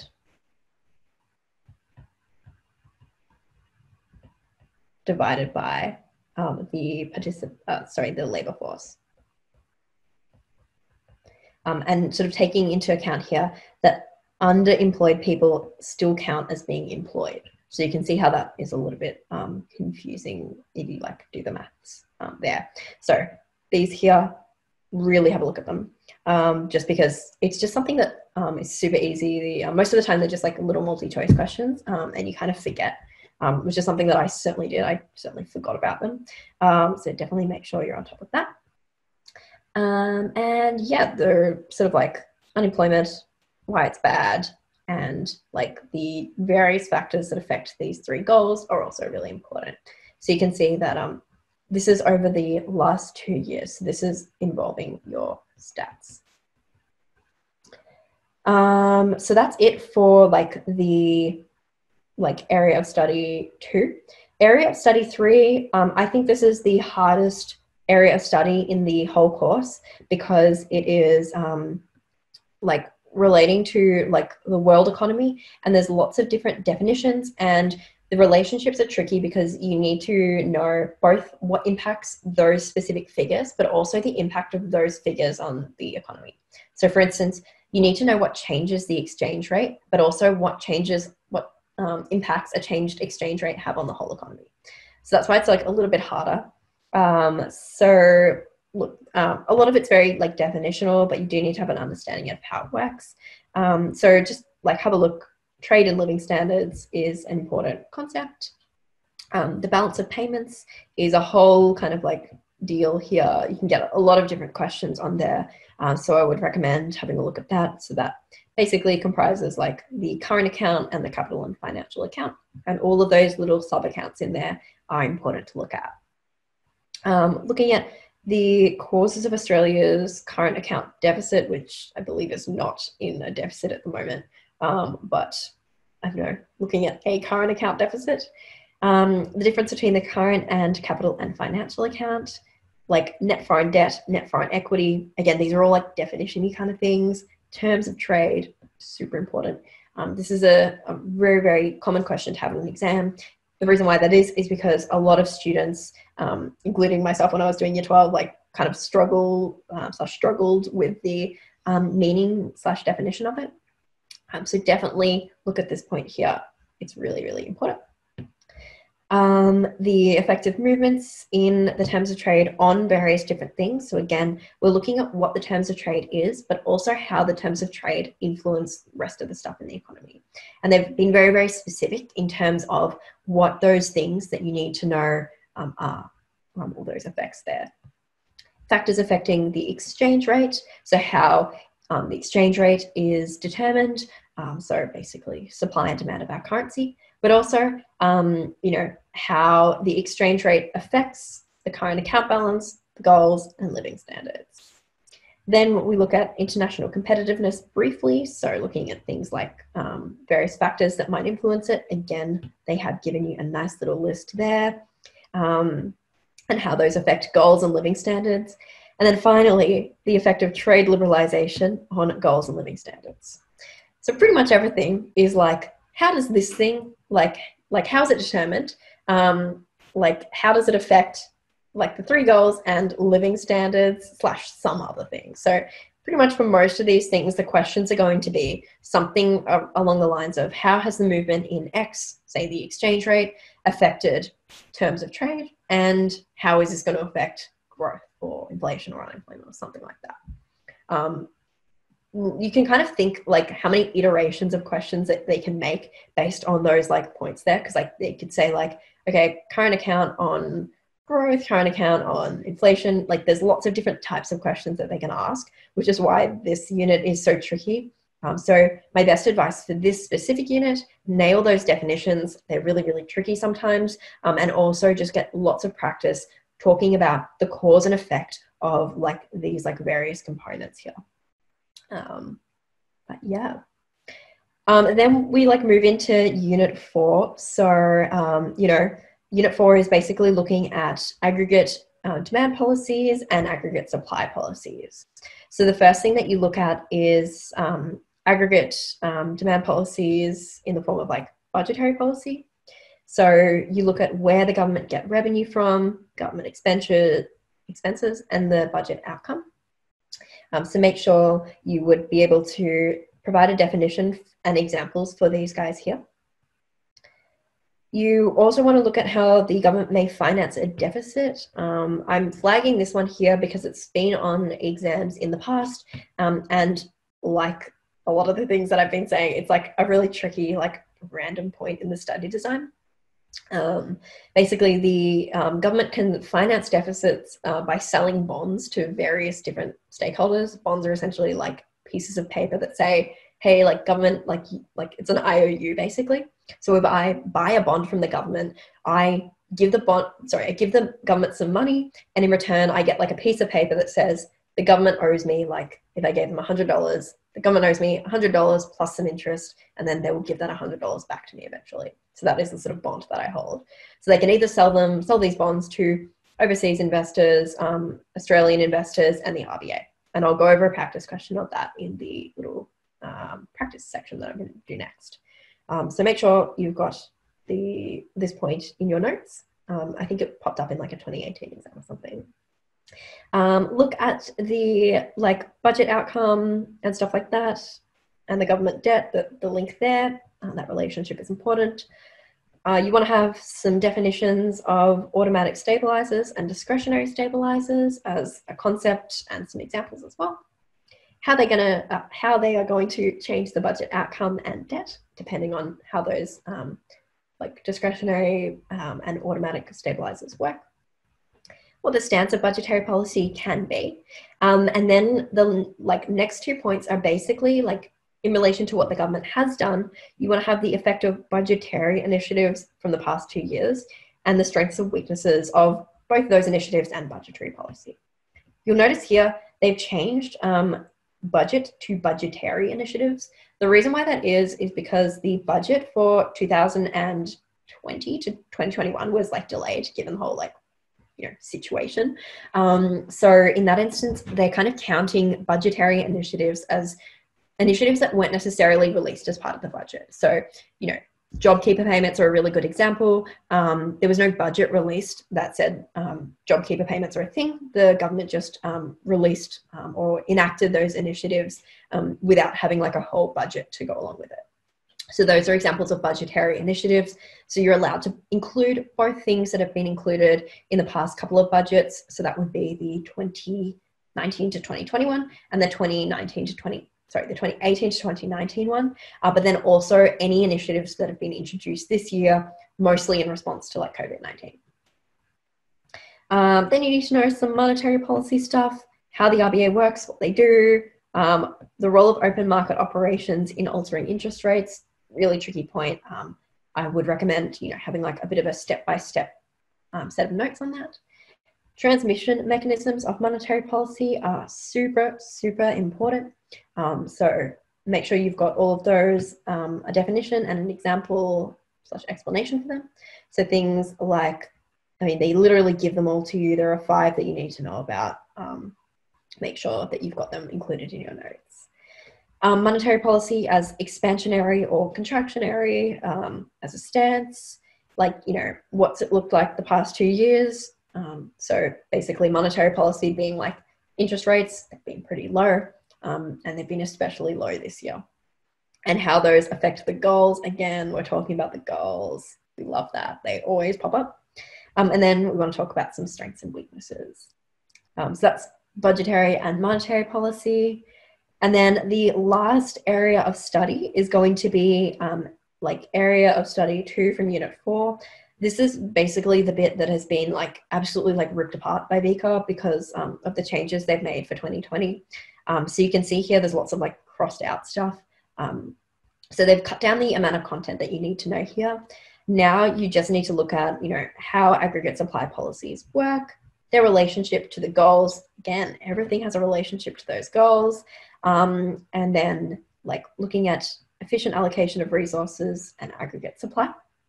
And then you want to look at these specific budgetary policy like initiatives and how they affect aggregate supply. So they've actually cut the other methods of like changing aggregate supply. So those were welfare and tax, immigration, and there was also a bit on strengths and weaknesses. They've cut that completely. Now you just need to know what the government has done to boost aggregate supply in terms of investing in infrastructure, subsidies, R&D grants, and spending in education and training. So I would recommend having an example of these. I think I said there was 3 before. I meant there was 4. I forgot the infrastructure one. I would recommend having an example of these aggregate supply budgetary policies for your exam from the government. You definitely need to have an example for each, given the fact that they are explicitly outlined in the study design. At least that's what I would suggest.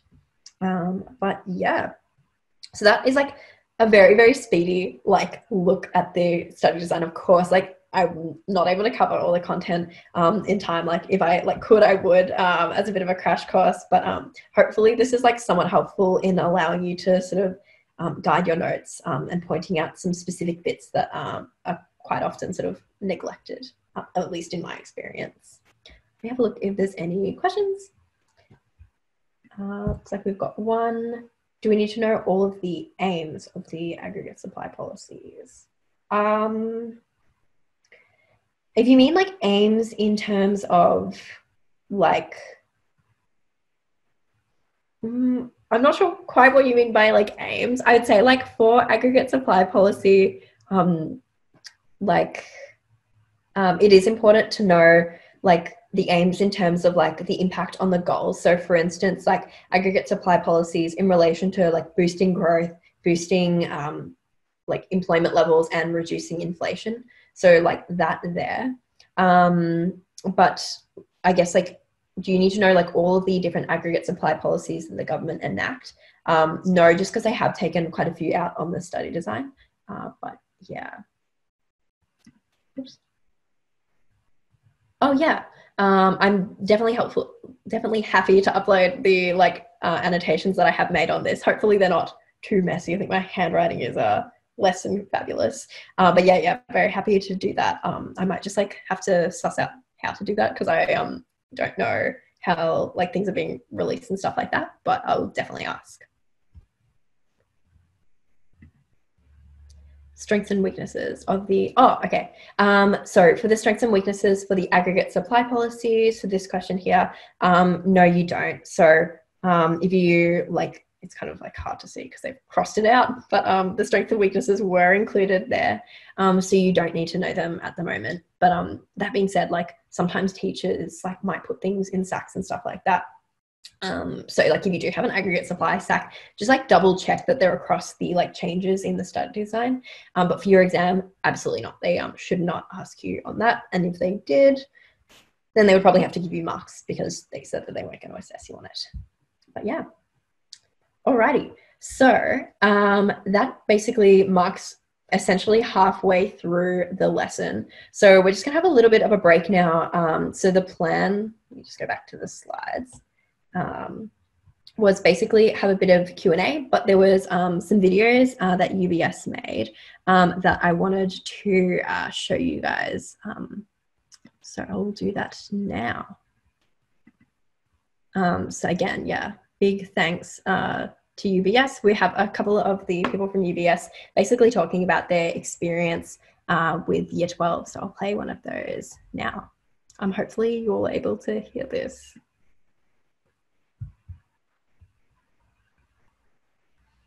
My name's Elise and I'm a graduate analyst at UBS, working in the metals and mining team. I graduated from school in 2015 and my Year 12 subjects were maths, chemistry, English literature, French, history, and biology. The one piece of advice I would give to myself when I was in Year 12 is just don't stress too much. You will have worked hard, so just trust yourself, trust your knowledge, and everything will fall into place by the time exams come around.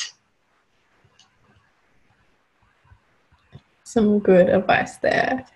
Yes, so now that we've got a little bit of time as a little bit of a break, if you wanted to jump on the Mentimeter like thing to ask us some questions, we're just going to be here to answer those. If you wanted to like get up, have a stretch, run around a little bit, it's a long time to be sitting down, so feel free to do that. And we'll be back in around sort of like, we'll say like 5 minutes.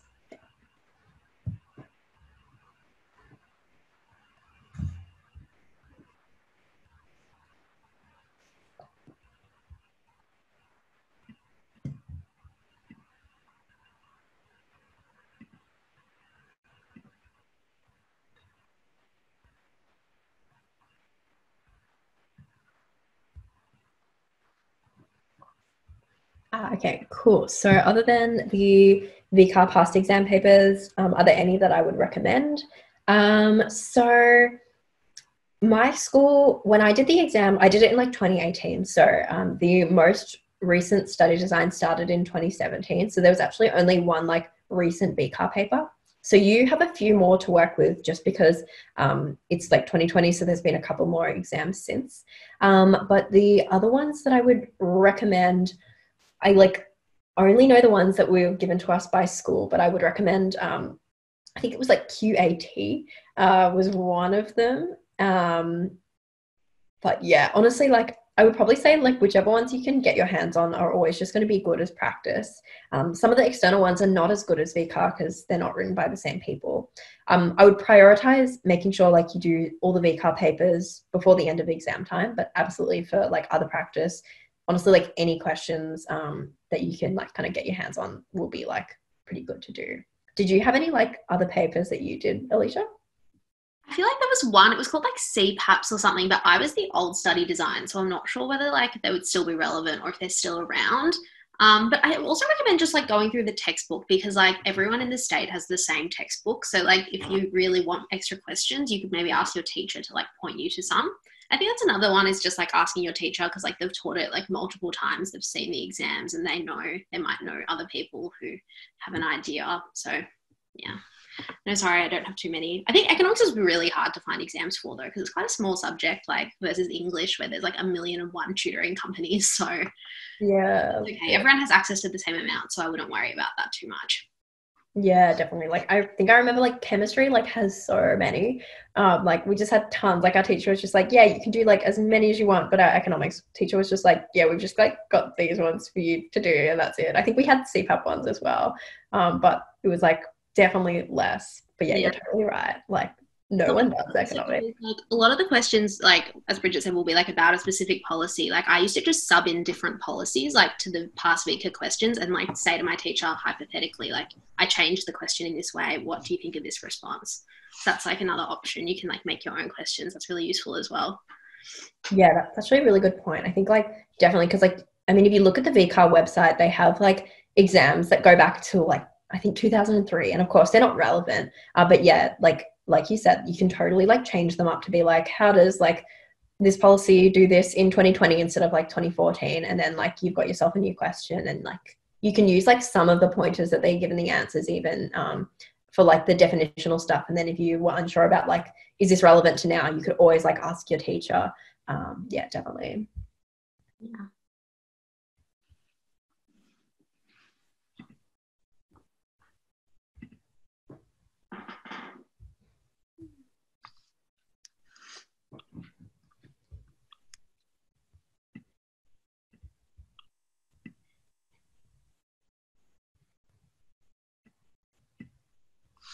Did you have a really small economics class in your like school? I think it was like 10 of us maybe, but my school was really small. We only had 50 people per year level. Oh, so really? it's actually quite big. Like I think I took history in year 11 and we had 6 people, and there was actually that was year 11s and 12s. Like there was 3 from each year. Oh my God. Yeah, it's really small. Yeah. I don't know, like some schools seem to have like massive economics classes. I know for mine, we had maybe 150 people in the year level, but they were like, I don't know, like maybe 7 of us in our economics class. It was tiny. I don't know why. Wow, my school had a pretty good rate then. We had like 20%. But I think that like we always had electives from like year 9 that like commerce-y ones that like piqued people's interest. Yeah. A lot of people wanted to study commerce. So maybe that was why. Yeah. Yeah, my school was... When you had 3, that was probably the smallest I've had. Yeah, that's tiny. I know like for my school, like not a lot of people ended up doing commerce. Like our school was very like science focused. So lots of people were very like into science subjects, and those were always huge, but commerce was always something that was like definitely smaller. Like I know certainly there were a few from my economics class that did commerce, but that was like pretty much it. Like there would have been less people that did commerce than the size of my economics class, I reckon. Wow, that's so interesting. No, like I think even there was heaps of people that never studied accounting or like economics and did commerce at uni. Yeah. Like, yeah, from like 50 of us, like 7 of us did like commerce at Melbourne Uni, and then there was like another, like probably like another 10 at least doing like commerce double degree at Monash. Yeah. Yeah, not sure why. Random. Yeah. It's always like interesting to see what people go into. Like, I don't know, I definitely wasn't like super sure when I like put down commerce, but like doing it, I was like, okay, that was like a good degree to choose. But I was like very like tossing up between like science and commerce a lot. Oh, really? No, I like dropped chem. I did it in year 11. I was like, this is not for me. Like, like and then I was like, oh, I'll just do commerce, and like it turned out well. Yeah. Good stuff. Yeah, it's kind of like one of those things. So I think like with like science, I could get an idea of like what that would be kind of like at uni, because I'm sure you do like similar kind of like stuff to year 12, like labs and stuff. But commerce, it's like the subjects. I mean, like accounting in VCU is probably like super different to what you do in like uni and stuff like that. And yeah. I mean, I'm not sure, because when I started in first year, we didn't have to do accounting. It wasn't like compulsory. And after year 12, I was like, oh, like this is so boring. So I like never wanted to do it again, but I kind of regret it. I think it would be like really useful knowledge. Yeah, I think they made, like you did it at Melbourne, yeah? Yeah. Yeah, they made it compulsory, and like everyone like does not like that. Like it's just not a fun subject. Honestly, like so useful though. Like when I was like doing internships, I was like, this is so embarrassing. Like I can't even read like the financial statements properly. So definitely. No, it is like very useful. It's just, it's like a lot of stuff to go through, but definitely. Yeah. Yeah, okay, cool. We've got like if you study economics in uni, what career pathways are there? Did you want to like take that one? I feel like you definitely would have more like. I mean, my experience, like lots of people at uni did an economics major. I think there's heaps of things, like it's really, economics is not necessarily just like you become an economist. Like I think that the knowledge is really useful to like all forms of commerce and just like business generally, like understanding how businesses work and like function within the economy. And I think it's just useful knowledge generally, like for life. So I suppose there's sort of like a few different main ones. Like people might go into consulting, which is sort of like business strategy, helping companies like solve their problems. What I'm doing, investment banking, which is like working on transactions like mergers of companies, acquisitions, equity raisings. Like if a company wants to be listed on the Australian Stock Exchange, we do that. There's lots of people that will work at like the Reserve Bank. And then there's also people that go into like further study, doing like PhDs in like very specific areas of economics. I mean, there's obviously so many options. Like a lot of people even just go on to study law, like, and economics is really useful in that sense as well. There's a lot of like legal and like regulatory bodies that like you'd learn about. So yeah, I think that sky's really the limit. And like, I think especially like if you study commerce, it's so broad, like you can really like find, like there's so many like forms of commerce you would not learn about at school, like finance, marketing, management. So yeah, I think there's like, it's just like useful knowledge, and like there's so many different career paths. It's useful in anything you do and just life to like understand economics, I think. Yeah, definitely. I think it is like so applicable, even if, yeah, again, like you don't take it into necessarily like a career, like being an economist. Like it's almost like a way of like thinking, I guess, and being kind of like critical of like why things like happen the way they do. And I think that that's like super valuable regardless of what you do. Yeah, I totally agree. Like even just being able to understand the news, like economics like helped me do that. I never like knew what they were talking about like in the economics or like trade section until I did like year 11 economics. So I think it's just like empowering to like understand these things. Yeah, 100%. It's like the kind of like meme of like, oh, like I still don't get why like printing money isn't like a bad, like isn't a big yeah, like no, like, one of my friends my age was just like, I don't understand why we don't like print more money to pay off debt. And I was like, what, you studied commerce as well, but she never did economics, but like oh yeah. yeah. Just spread there, printing money, yeah. She just didn't understand. And I was like, inflation. She was like, what? Like, guys won't be like her. It's like we're in a good spot, like 3-4 economics on the way to understanding like not printing money. I know, especially because she did commerce. It was like, what are you talking about? Oh god, that's hilarious. Next question. Oh, okay. Single best study tip for remembering all of this. Help. Yeah, there's a lot of stuff. So that's like the point number one. I would probably say, what would you say? For me, like something I found, I think I discovered this in like year 11. I would like, so I killed trees. I would print off my notes and I'd just get like my dad to quiz me. And I found that really useful because it provided like a mental relief from like constantly writing. And then it was also like more dynamic. And I think it was also quite useful, like from his perspective, like he would just like as we're going back to the definitions, because I would write out the definition from my textbook. With him having no context, he would say, well, you didn't say this part of the definition. And that sort of like made me question, like, is that really important? And I'd say like, oh, I knew like what I meant though. And he's like, yeah, but if I'm the examiner, I don't know what you mean in your head. So I think that was probably something that I found like quite useful. It's just like, and as like Richard said before, it's like the active recall. Like once you say things out loud many times, I think it like went into my head better at least. Yeah, definitely. I think I did a bit of a combination of like, yeah, getting my like parents to like quiz me on the flashcards that I had, and like just like sitting down and just trying to like almost like talking to myself to like try and like say the thing, because I couldn't be bothered writing, because at that point I was just like I'm not going to write out my whole notes because I literally like can't be bothered doing this.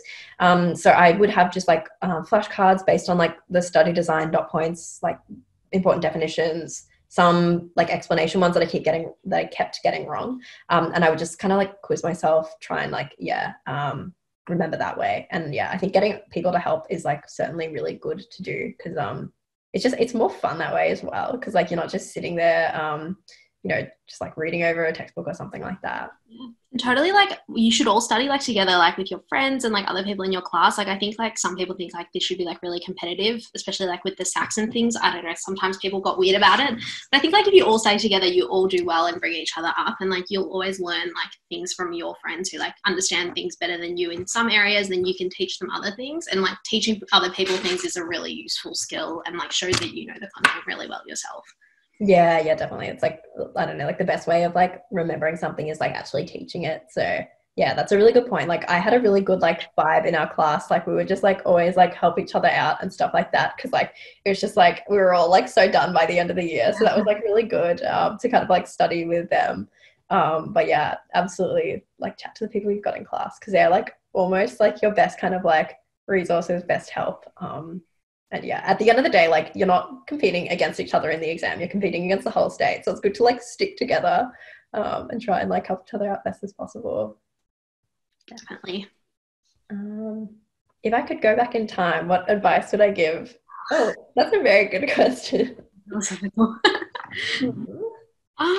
Yeah, you go. I think probably just like to not stress as much, and I know that's like really cliched, but I think like at the time, like especially before the exams, it feels like everything, it's like, oh my gosh, my whole future like will be determined by these few exams, but that really isn't the case. Like honestly, it's like I can't even really remember my BCE score. Like I was trying to think before, I can remember subjects, I can't remember the ATAR. Like it really doesn't matter anymore. Like there's so many different pathways to like get to where you want to go in life, and like you'll always find your way. So like I wouldn't stress too much. Yeah. I'd probably say like the same sort of thing. Like, I don't know. I don't think I got like super freaked out, but I definitely had that kind of like tunnel vision of like, okay, like these exams are just like the be all end all of like the rest of my future. And yeah, you're right. It's like, it's totally not the case. Like if you like do those subjects and you enjoy studying and things like that, like, and you can have like a good-ish time. I mean, studying for exams is never that fun, but like kind of taking like this is like really going to dictate what I'm doing for the rest of my life kind of thing out of it. And just kind of like, okay, this is just another part of that year 12 experience. Like I've got this kind of stressful thing, but I've got some fun times as well, which I'm sure were a little bit limited by COVID. So that really sucks for you guys. I feel so bad for anyone in year 12 at the moment. But yeah, like just taking like year 12 as, it's like your last year of high school. And it's like mostly a pretty good time. You've got some exams to do at the end, but at the end of the day, like for me, it was still like an enjoyable year. I think I probably my advice I would have given to myself would be to sort of enjoy that year more and like kind of live in the sort of moment of like year 12 without stressing about like future and stuff like that. Yeah. Is uni or VC better? Oh yeah. What would you say? I personally preferred university, but I think it was because like by year 12 I knew I wanted to study commerce. Like I liked economics, and even though accounting was a little bit boring sometimes, I could tell that like accounting and like numbers, like finance with like a business grounding was something I would like. So I think I liked uni because I could like study things I actually was always like interested in all aspects of. I think as well, like the social thing is like completely different. Like at least for me, like going from a very small school, like from year 7 to 12, everyone knows each other like so well, everyone in the school's like life story. Going to uni and just like expanding your like social network, meeting so many more new people, and especially like people that are really interested in the same things as you was like really like a good thing for me and something I enjoyed. But I still liked VCA, like when I reflect on it, like even though it was like hard at the time, I think there's something like really collegiate, like it's like, this small group of people that like you've been through the whole of high school together and like having like really fun times. But yeah, for me, I liked uni, so I think there's a lot to look forward to.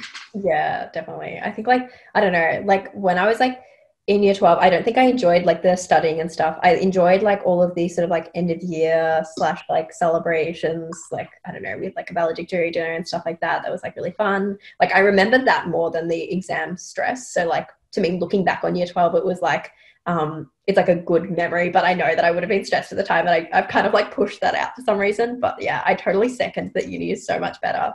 For me personally, my degree has like so few contact hours of like class time. Like that was probably the biggest difference between school and uni. Like in school, you're at school for like what, 6 hours a day, like 5 days a week. But uni, like I think I had 13 contact hours over the week total, and that was lectures and tutorials.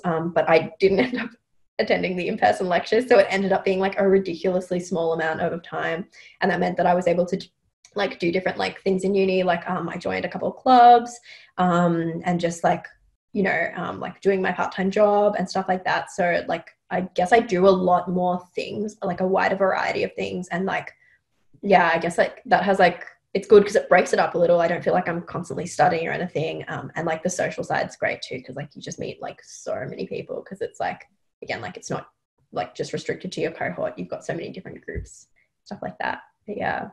That's one thing I'd say. Like, I think at uni, like it's not just studying. Like in year 12, like all of your grades and like all of your skills are sort of, you feel like are reflected in just your exams and SACs. But when you go to uni, like there's so many other things you can do. Like, I don't know about other degrees, but like in commerce, we've got like clubs, as Bridget said, like you can be on committees. So you could do like the marketing for like a committee or like a club if like you're really interested in that.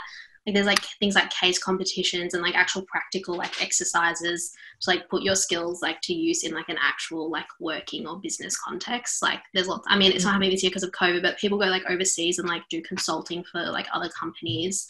So like, yeah, I think that's really exciting about uni and something to look forward to. Yeah.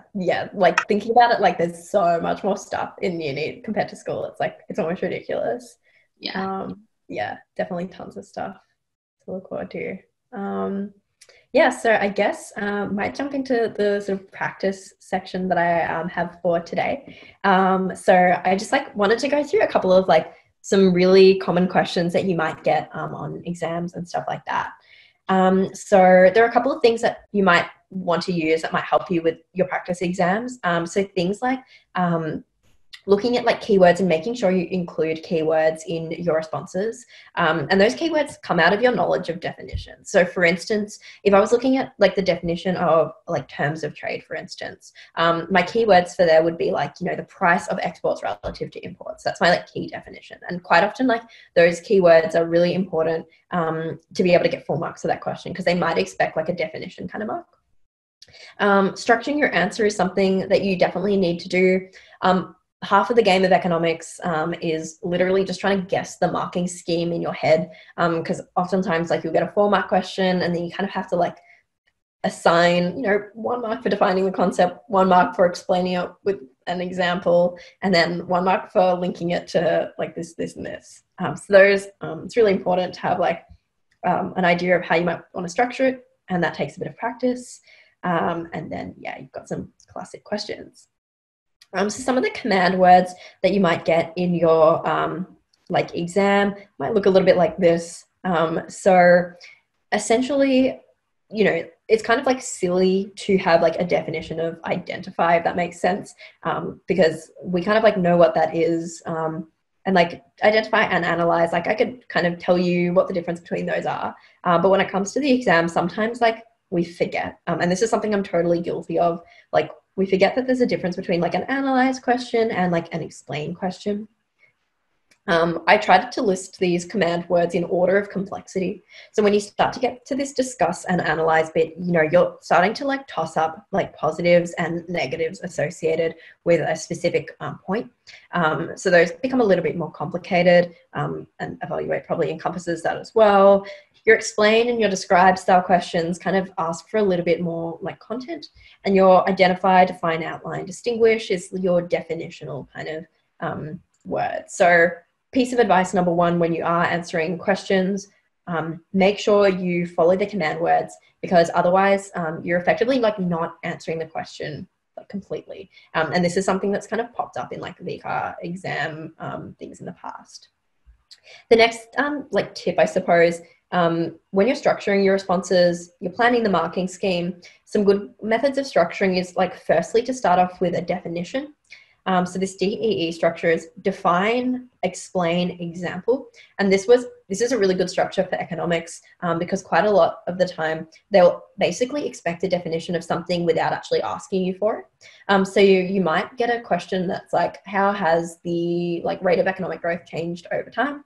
You would start off with economic growth refers to like, you know, the amount of goods and services produced, blah, blah, blah, and that's how you start that question. And then you go on to explain and like answer that question specifically. And you can also break down some big questions, but I'm going to go through some of those just so I'm not reeling off any more like pro tips. So like some really classic common questions, because we are a little bit uncreative sometimes. We look at this question here. The first one that I want to go through is your classic your classic supply and demand. For these supply and demand questions, there's effectively like a 5-step process. So looking at this question here, we've got, during the summer, we've got this unseasonably cold weather going on, and the output of strawberries was negatively affected. And you're asked to draw this particular scenario on a graph. So the graph isn't pictured in this because I wanted to focus a little bit more on the explanation, but I will go through the graph. So if we've got unseasonably cold weather, the first question that you want to ask yourself is, is this like a supply side or a demand side style question? So unseasonably cold weather, I'm not a strawberry grower, but I'm assuming like you need like warm weather to grow strawberries. If it's unseasonably cold, it's going to affect the supply. So that's probably going to lead to a shift in supply that is kind of to the left. So in writing this question, I would my first point is going to be the factor and how it affects supply or demand. So I would say like unseasonably cold weather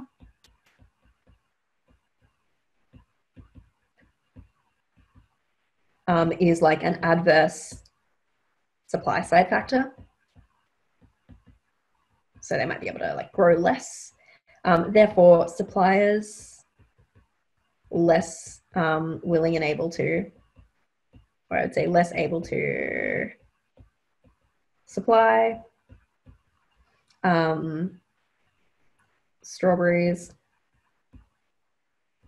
And that's going to lead to a lower quantity supplied at each and every price point.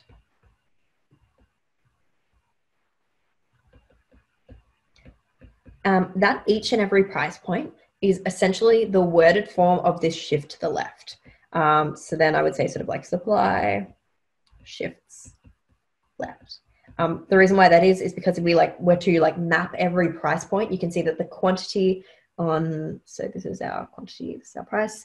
Like at this point here, like at this price, the quantity was here and now it's lower, and that happens for every single price point. The second point you want to make there is now we need to look at the original price. So at the original price, I need to look at whether or not like supply exceeds demand or the other way around. So at this original price, so let's make this S1 and S2. At P1, and this was, oh no, that's a lie. Oh no, I got rid of it all. Okay, it's all right. Let me just go back to that. So this is our original price. So we said like left shift, less able to supply at each price point. Then we're going to say at the original price, I can see that the quantity supplied is less than the quantity demanded. So this is my price point. I can see that ignoring my first supply curve, which is a little bit hard to see, but it's this one here, ignoring this sort of lower supply curve, I can see that at original price, demand exceeds supply. So therefore there is a shortage of strawberries in this market.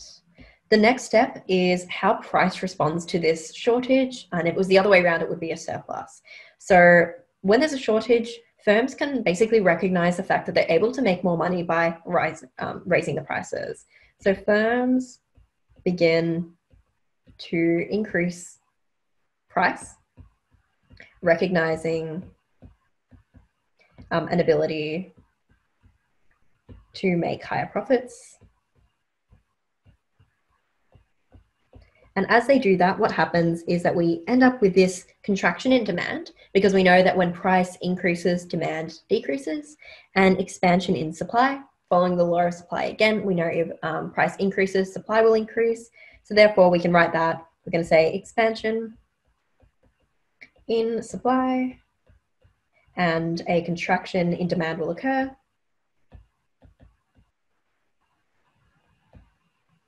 Until a new equilibrium is reached. We can see that this equilibrium is going to occur at a higher price and a lower quantity. So this is like our Q2 and this is the P2. So you can see here, there's basically 5 steps to these demand, supply and demand questions. Number 1, which direction the curve shifts, or the line, whether or not there's a shortage or surplus. Point 3 is what firms do to price. So they'll either increase or decrease the price. Step 4 is in response to that change in price, there will either be a contraction or expansion in demand or supply, again, depending on whether that price increases or decreases, depending on whether there is a shortage or a surplus. And then finally, based on those expansions in supply, demand, contractions, whatever, there's going to be some new equilibrium where there's going to be a new price and quantity, and you want to say whether or not that price or quantity is higher or lower than it was at the original equilibrium. So that is that there. I basically included like the examiner's report on these like questions here. You can see that they do actually give you an example. This was in 2017. They've given you an example of how you might want to go about this response. So you're welcome to have a look at this examiner's report in your own time as well. The next like key points are market failures. So these are really common questions. And I like have one example of a response here. But for market failures, make sure you know how to define a market failure, know which ones there are. So like, for instance, pollution and vaccines are both examples. Explain how the government deals with them and how they've failed. So this is like kind of reiterating those study design dot points. But this is an example here, asking how one of these market failures results in market failure. So it kind of draws upon the need for like the definition of a market failure, but also like the definitions of these here. So let's go with the example of externalities in terms of like how you would answer this. So we know that like externalities occur when there is an additional cost or benefit on a third party who is not involved in the consumption or production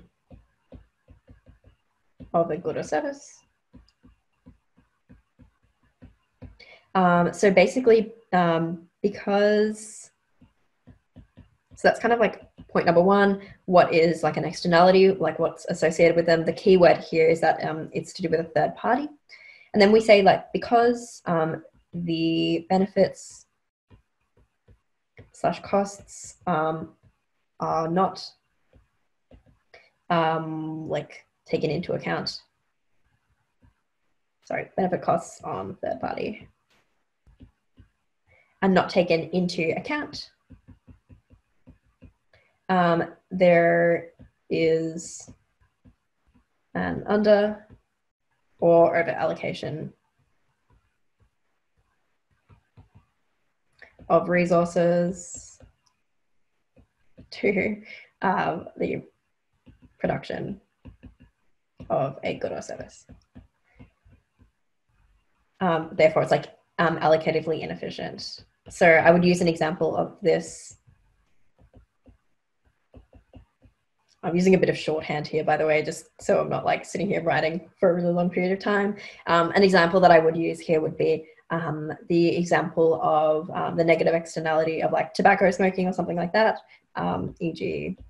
tobacco. There are like third-party costs, for instance, like secondhand smoke. But these costs are not considered by the people consuming cigarettes.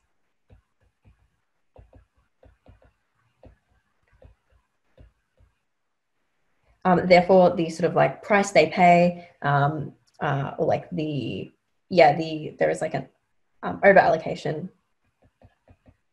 of resources to this specific like level of consumption of this of cigarettes or tobacco in this instance. So yeah, that's basically what you would go for there. Of course, you could also talk about asymmetric information in terms of like things in the examiner's report that I would like flag is that quite often like students were using like really simplistic and general language rather than specific economics language. And this does pop up a fair bit.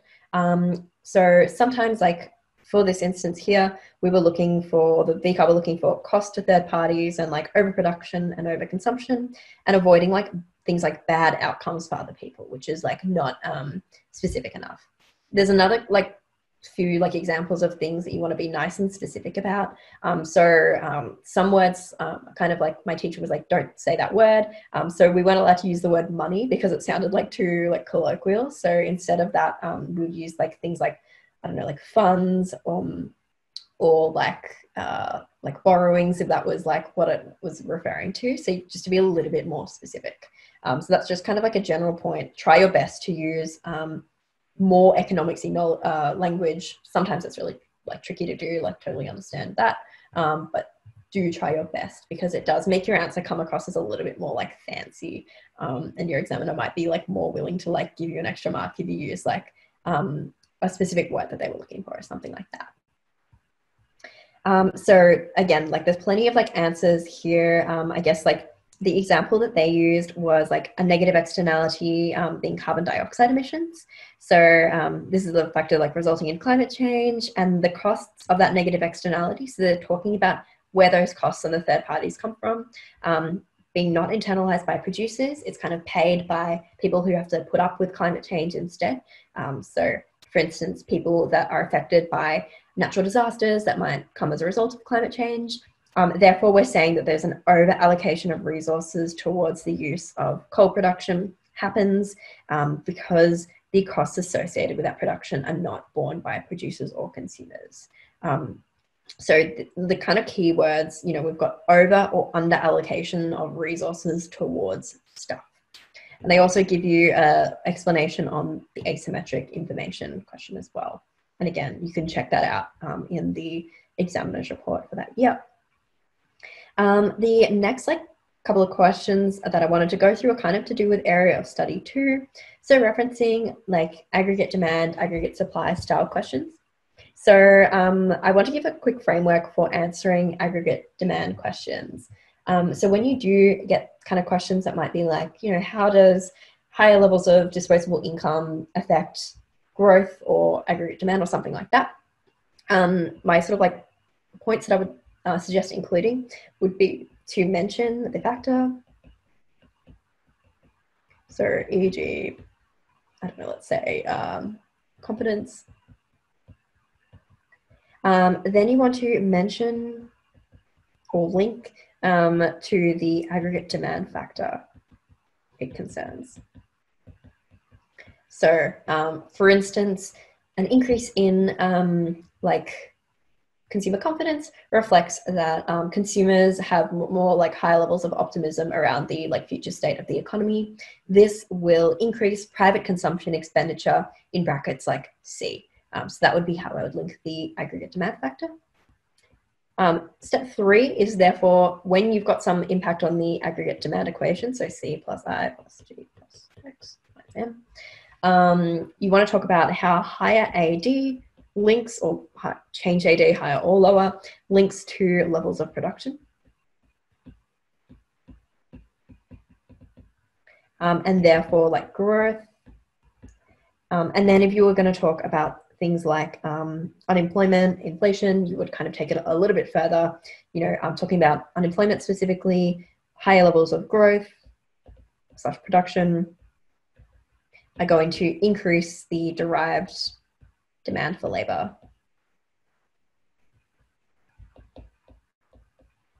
So that would be the sort of step there. So like looking at an example here, how does an increase in disposable income affect the achievement of strong and sustainable growth? This could be like very well a question that you might get. The way I would answer this, number 1, higher disposable income. And I would like link what is disposable income. So it's just like households have like more income after tax, because that's what my definition of disposable income is. So their income minus tax. 2, I'm going to link that to the component of aggregate demand that affects.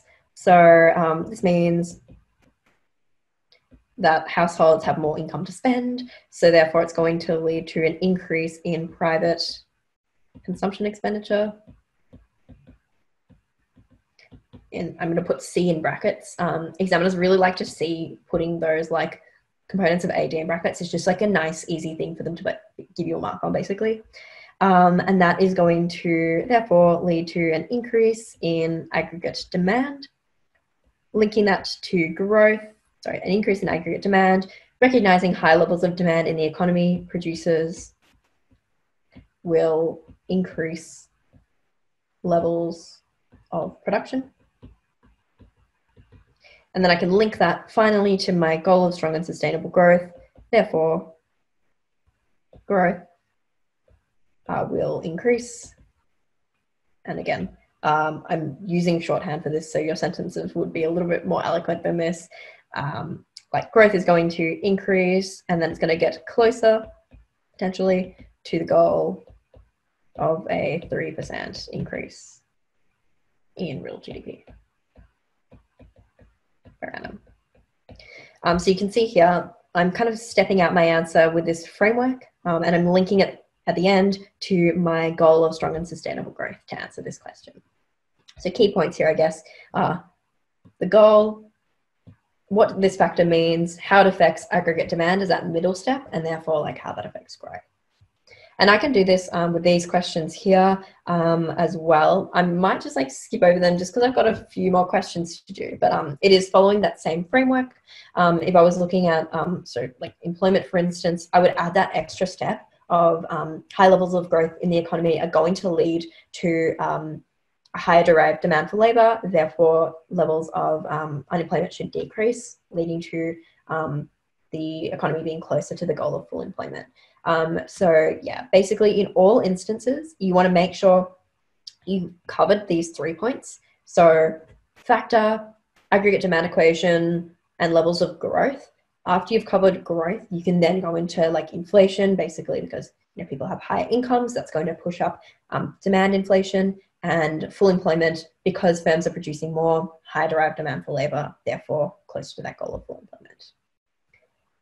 The next area of study, which I did want to spend a little bit of time on, is like this whole Australia and the world economy. Like I mentioned when we were going through those dot points, it's hard.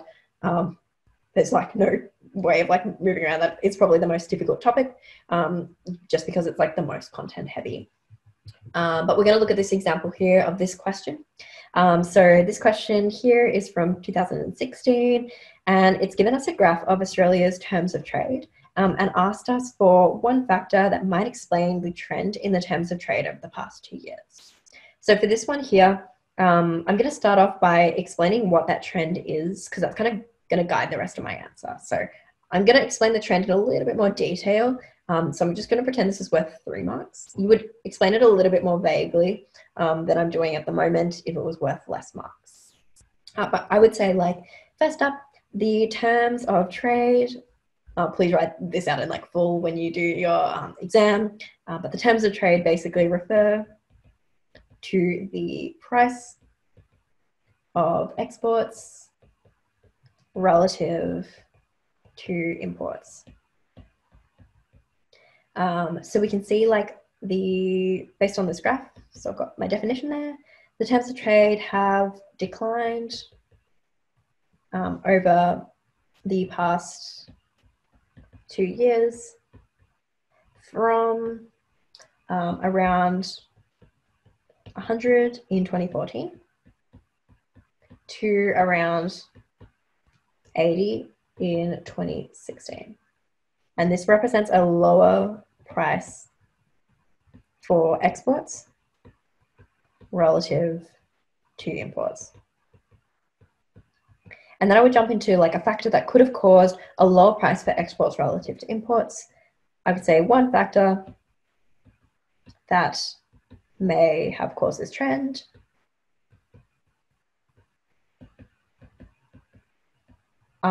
could be an increase in the supply of minerals. This like happened back then.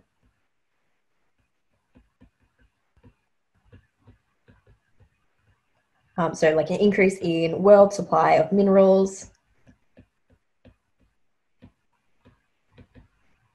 And that might have resulted in a lower price for our exports because Australia exports a lot of minerals.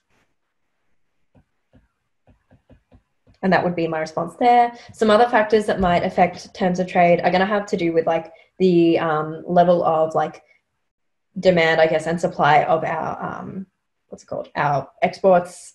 So something like the exchange rate appreciating is going to mean that our exports are going to be more expensive. So that will decrease the demand for our exports and therefore the price of them. And then, just anything that would cause like a lower demand for exports.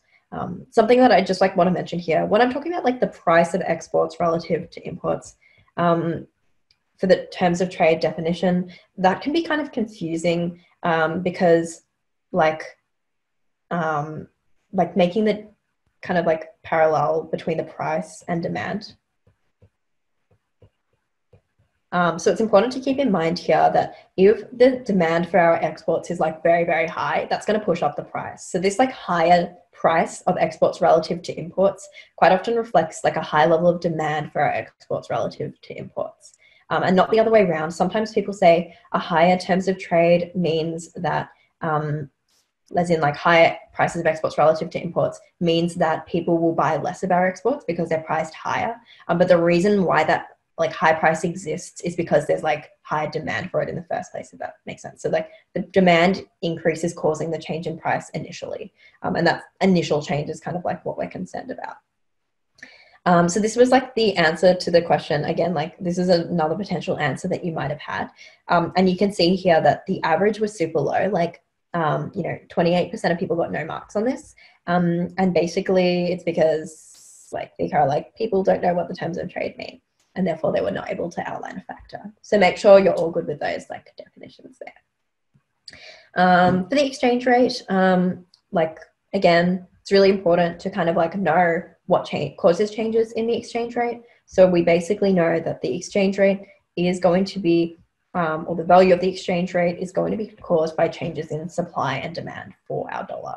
So suppliers are going to be anyone who's like selling Australian dollars, and demanders are going to be people that like demand or buy the Australian dollar. So here is like an example of a question from 2014. So you can see they were asked to describe a factor that might explain the change in the exchange rate from the table above. So basically looking at this table, you can see that the exchange rate has depreciated in both the United States dollar and the trade weighted index, which is just the value of the Australian dollar in relation to like a basket of currencies. So in this case, we can see that the exchange rate has depreciated. And of course, like this is like 2013. So it's a little while ago. In AUD, so we've got like a lower of dollar in terms of like USD and the trade weighted index. A potential factor that might have caused this, again, for this, you want to be aware of any supply and demand factors. So supply factors could be option number one. So you might talk about a specific supply factor. Given it's only 2 marks, you just talk about one or the other. So it could be supply increasing. That's going to cause a lower price of the Australian dollar. If we're going to use the word price as I mean exchange rate, but referencing it like with those sort of supply and demand graphs. So you could say like supply increasing could be caused by overseas investors withdrawing their investments in Australia. So they're going to be converting their currency from Australian dollars to whatever currency they use. So they're going to be selling Australian dollars. And it could also be caused by demand decreasing. So something that might decrease demand could be really low interest rates in Australia. So if Australia has low interest rates, that's not going to encourage much investment in Australia, because like investors might be able to get their like a higher rate of return elsewhere. So they're going to buy less Australian dollars, so the demand will decrease. You could also have like slower growth rates overseas is a really good example. So say if people overseas are not buying as many Australian exports, they're not going to be exchanging as many of their own currencies into Australian dollars. So their demand for our currency will be decreasing, and that might cause a depreciation.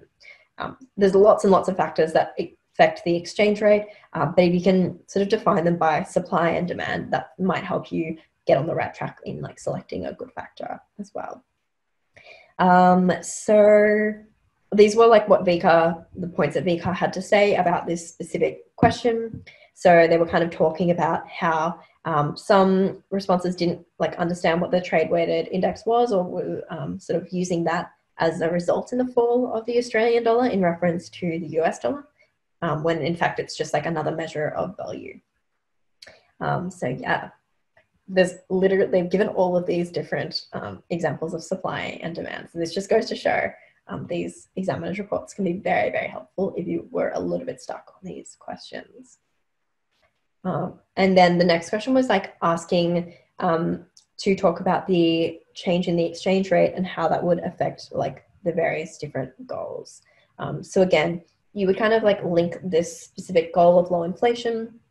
The way I would do that is it's basically going to mean like the like goal of low inflation. If you've got like a lower value of the AUD, that is going to make it a little bit more difficult to potentially achieve the goal of low inflation, because like each Australian dollar buys less foreign currency. Therefore, like imported inputs by companies might be higher. Therefore, there could be higher cost inflation pressures. And that would be your explanation there on the aggregate supply side. On the aggregate demand side, we could say that this might be like for the goal of low inflation, like positive. Oh, sorry. No, also bad, because if you've got a lower value of the Australian dollar, that is going to result in more exports relative to imports. So it's going to actually increase the value of net exports. And that would increase aggregate demand and therefore like demand inflation or demand inflationary pressures. So sometimes the exchange rate is an especially tricky question because you can have both of these impacts here. So both the supply side and the demand side impact. So in that instance, my best advice for like going about that question there is to just pick one. Make sure you're really clear on the difference between the two. With aggregate supply, it's to do with like the cost side, how much imported inputs cost, given the fact that they might be denoted in foreign currency. And on the aggregate demand side, it's to do with like the like level of net exports. So those are those points there. And they've actually given like an example here of using the aggregate supply side argument. All right, moving on into some Unit 4 stuff. Most of the time, like you'll get pretty common questions about all the things that are on the study design. So here are some like quick points there. But when it comes to referencing a budgetary policy measure, here's some like a structure that you can follow. This was actually like a structure that VCAR recommended in one of their examination report things, but they basically suggest, say you're given some question that's like, I don't know, explain what the impact of like some like policy from 2019 was on the goal of low inflation. What you would do, you would number one, like identify the response to the measure. So this was actually tax specific, so we'll just ignore this, but identify the measure that was taken, provide some detail. So you might want to explain, you know, what year it was implemented in, what it intended on doing, just like a little bit of a note there. Then you would identify and justify the component of aggregate demand that is affected. So is it consumption expenditure? Is it investment expenditure? Then you would talk about how that affects aggregate demand overall, given everything else is held constant. And then you would link the effect of aggregate demand to production, derived demand for labor, and cyclical unemployment. And you could then talk about how it achieved selected macroeconomic goals. So I would probably suggest, I would leave this derived demand for labor to the end if you were talking about an unemployment goal. Specifically, but then like in the end, you would link it to your goal. So this is like a good kind of like way of structuring it. So number one, like measure, explanation, component of aggregate demand. It affects overall effect on the economy and like the level of production. And then talking about how that level of production changes the like macroeconomic goal that has been highlighted.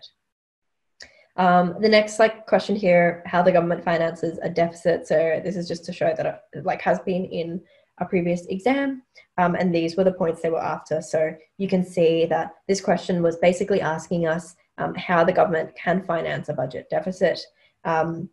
So most people you can kind of see fall in this like very, very low grade range, which makes sense because it's such a random bit of bit of content to be assessed on. But these are the options. So selling bonds to RBA, Australian investors and overseas investors are all going to be appropriate answers for this question here. All right. So that is basically budgetary policy. For monetary policy, you want to make sure that you've got like an understanding of how they've sort of changed the cash rate over time. Of course, like 2020, you know, they really dropped it nice and low. So you should have a bit to say on that. And then this practice question here, which I'm not going to have time to like write out in full, but basically the question asks us to link the like Reserve Bank of Australia's change in the cash rate to like how two monetary policy transmission mechanisms may have operated to affect the level of aggregate demand and the rate of economic growth.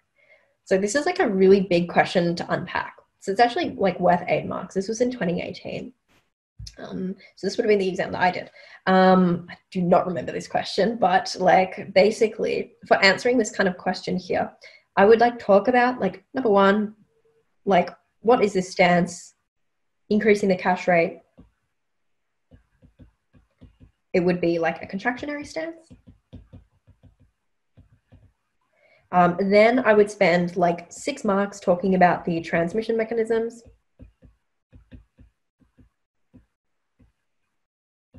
And then I would kind of allocate myself like 1 to 2 marks to talk about how it affects like growth and aggregate demand in the context. Or maybe I would like include that in the transmission mechanism example. Actually, no, I would leave it like this. So this was like the kind of suggested answer that they give. You can see that the average for this question was like really, really low. So students understood that if the RBA increased the cash rate, that would be a tightening of monetary policy. You could have also mentioned that, you know, 2% is still a really low interest rate. So or cash rate. We know that like monetary policy neutrality is around a cash rate of 3.5%. So they gave marks to students who said that, but you didn't need to say that. And then the like next bit of the examiner's report have sort of like said that the high scoring responses made like various different points. So, you know, it's going to tighten monetary policy and it's like aiming to slow down aggregate demand pressures and the rate of growth. So this is basically like the intention there. So I guess being aware of this context here of like the level of aggregate demand and economic growth, that's what they've asked you to talk about this in reference to. And then you would talk about the impact of the changes in monetary policy on economic growth and aggregate demand. And the way you do that is through transmission mechanisms. This question is nice because it actually does tell you that you need to include these monetary policy transmission mechanisms. So remember, like looking in the study design, they give you a list of like 5 different ways that monetary policy can change aggregate demand. It is really important in any question where you're asked to talk about monetary policy and aggregate demand to mention a transmission mechanism, even if it's not referenced in the question. So they've been nice in this instance, but there's been plenty of examples in questions in past where they don't tell you to do, like to reference transmission mechanisms, and it's really hard to answer a question based on it, and you normally don't get the marks for it. So make sure that you're across those transmission mechanisms. They are these sort of ways that like monetary policy affects aggregate demand. So it's kind of this like arrow or this middle step. And again, like you've got this cost of credit channel, the cash flow channel, the exchange rate channel, and the availability of credit channel, and then the asset price channel. So unfortunately, like, I don't think I'm going to have time to go through all of these. But look, I would recommend study up your notes. And if you don't have notes on these, or you wanted a more detailed explanation, check out the examiner's report in 2018, because they, like you can see here, they've given like a lot of detail on how you would answer this question in reference to those different transmission mechanisms. So that is really, really helpful. And then at the end, you can see that, you know, they're aiming to decrease aggregate demand. And then that final point that they make, which would have been that little 1 mark at the end, would be, you know, lower aggregate demand results in unsold stock being built up, which signals businesses to cut production, which would result in like the slowdown of economic growth. So that's kind of, you know, tying that question together nicely, which is sometimes something that you would want to include on your sort of final point when it comes to answering these questions. There's a couple more questions in here, which I think I'm going to skip over just so that I have a little bit of time to go through some like different things at the end. But make sure you've got, or you've done a couple of questions on explaining the monetary policy stance and why the RBA might have taken that stance on. This 2018 question 2A is a good example. You also might want to look at strengths and weaknesses of budgetary and monetary policy. Like in this case, this question is asking for both. Again, a really big question that was in 2017. You know, have some like experience in doing these sort of like evaluate strength and weakness style questions for aggregate demand policies. The final part that I wanted to just like chat about was like how to answer aggregate supply questions, because they are structured differently to aggregate demand questions. And you also answer the questions on the achievement of goals differently, because it's more of an aggregate supply style, like, what do you call it? Response, I guess. So let me, yeah, okay. So when you're trying to have a structure for answering an aggregate supply question, so say we're given this, so we're asked to say how one selected aspect or one selected policy is designed to influence aggregate supply and then one of the government's goals. So the way I would go about structuring this, and you can see there are some examples here that have been given, but this framework that I would use would be to, number one, mention the aggregate supply initiative. So for instance, if we were looking at R&D grants, you know, they've got 150% tax concession for businesses using R&D or undertaking R&D. That's an example. You might want to select a like aspect from like a specific financial year or something like that. The next point is to mention the impact of that like initiative on efficiency.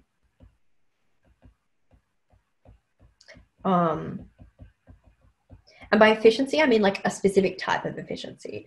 So for instance, if we are able to do some technological breakthroughs with all the R&D that's going on in the country, that is going to result in more efficient production technologies.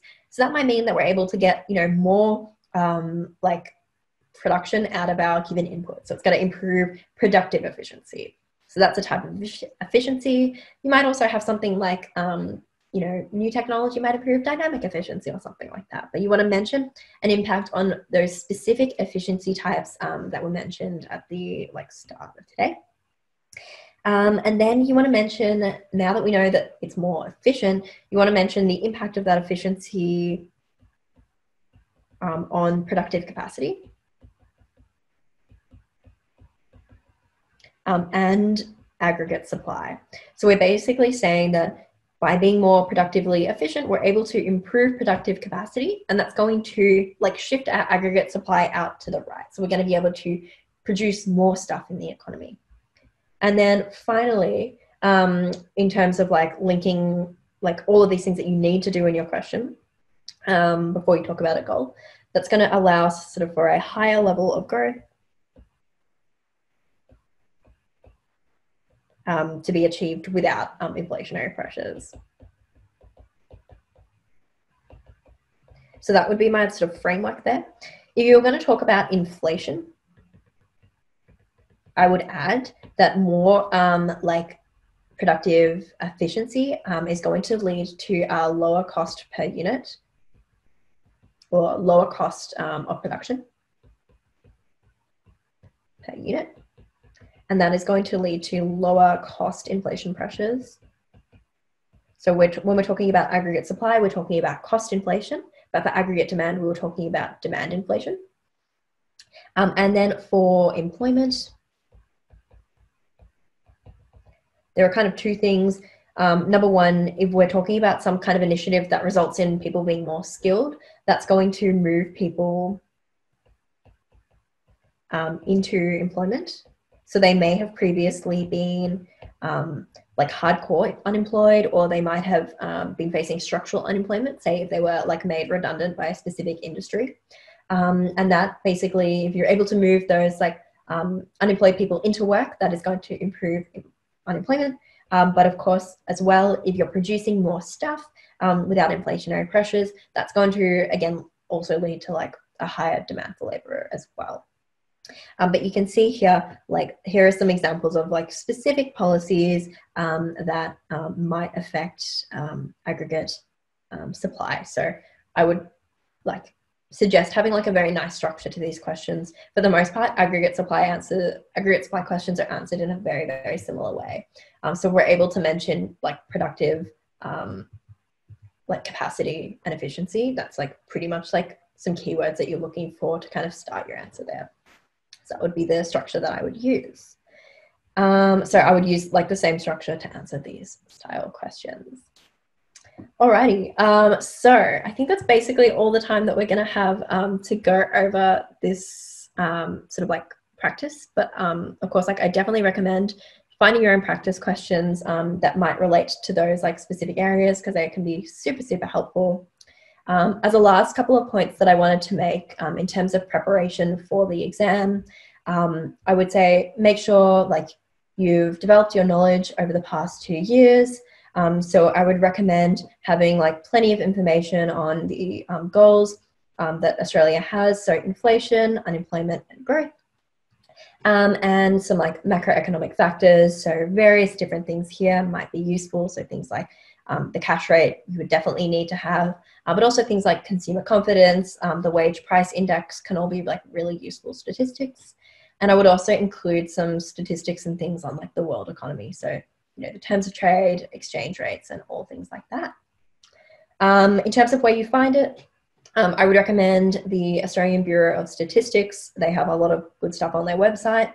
The RBA also has some really useful things. So they've got little snapshots, which kind of show you what's going on in the economy. They have a chart pack, which basically shows you some graphs of what's been going on. And there's also some monetary policy statements. Sometimes exams might include those statements or little excerpts from those statements in the exam. So always good to have a read of those. Check out the RBA website. You can also check out government budgets. So you need to know what's been in those budgets over the past couple of years. So definitely have a look for sort of like, I would recommend just getting a PDF of the budget and kind of trawling through that to find some relevant examples.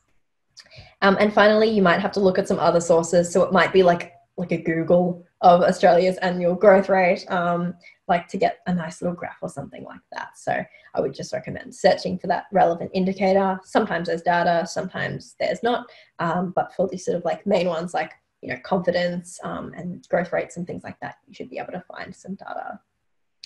I'd recommend before your exam, make sure you've got a plan, like a little bit of a game plan of how you're going to go in and kind of smash that exam out. You want to avoid being like super stressed and overwhelmed in the exam. Of course, much easier said than done, but have a plan for, you know, how are you going to tackle the exam as a whole? Are you going to try and finish with like 10 minutes to go? Are you going to tackle, like Alicia and I were talking about, like the multi-choice or the written responses first?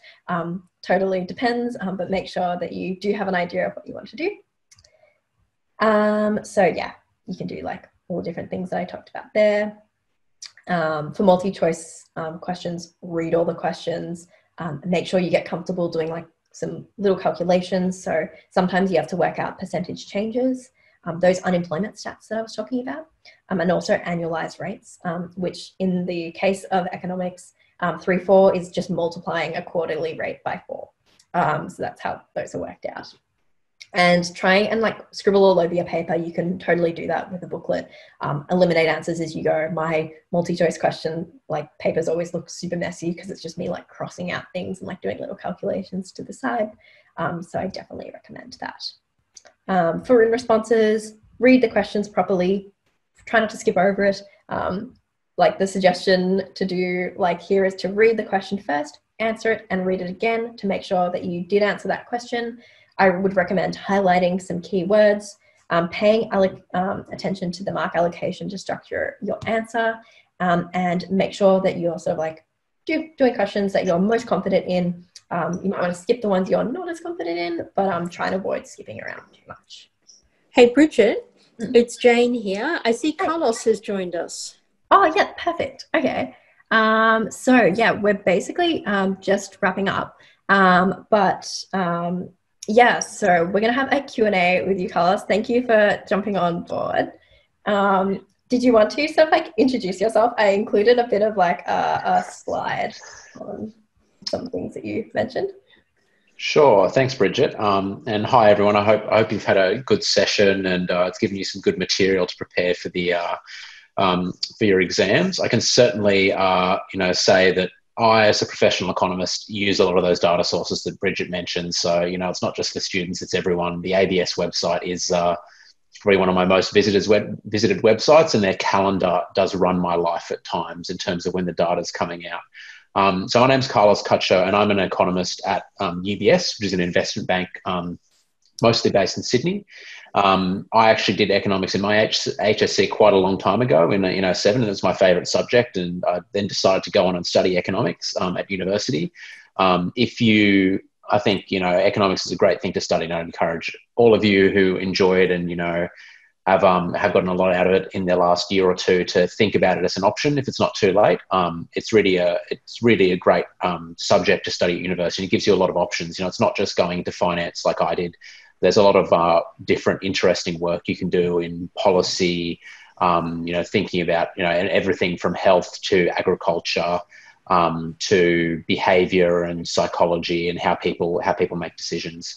But really, I guess the main thing I wanted to do with this is just to give you an opportunity to ask some questions, and maybe, whether it's about what's going on in the economy today, to help with the current affairs kind of section of the exams, or just generally about what it's like being an economist, or anything else that might come to mind. Awesome. I might skip over to the little slide thing that we have. So we've got like this little slideshow where people are able to ask questions. I might come back to the ones to do with some of the content that I was covering just before. Sure. And let's see. Bridget, it's Jane here. Hi, Carlos. Thanks for joining us. I'd love you to reflect for a moment on the role of COVID in all of this for our students in their exams. I mean, in terms of the economy, COVID's obviously had a massive impact. I can honestly say this year is unlike any other year that me or any of my colleagues or other kind of friends who are also in a similar field to me have been in. It's been unprecedented volatility in the economic data. We've had to, just as an example, we've had to resize the axes on all our charts because the data has gone off completely out of the normal historic range. The policy responses we've seen from the government have also been pretty much unprecedented, at least in modern times, from the RBA as well. The RBA did monetary policy easing that they've never, really seriously considered before through this crisis. So it's had a really massive effect on the economy, and we're still trying to understand it. But it's also been a very interesting time to be an economist, and I think to try and study the Australian economy, and particularly looking at the effect of some of this stimulus that we've seen from the government. Things, for example, the JobKeeper program has been absolutely crucial in reducing the potential economic damage that COVID-19 would have done to the Australian economy. And it really just shows you how, powerful these stimulus methods can be, particularly when they're targeting things directly, where you really, instead of just handing out cash to everyone, like we saw during the GFC, where the main stimulus to households was giving households about $900. actually paying businesses to keep their employees on staff or kind of on the payroll has had a really positive impact in reducing what would have been otherwise a much higher rise in unemployment through this crisis, which, as I'm sure you know, has all sorts of other effects which kind of move through the economy and lead to a much worse downturn. Awesome.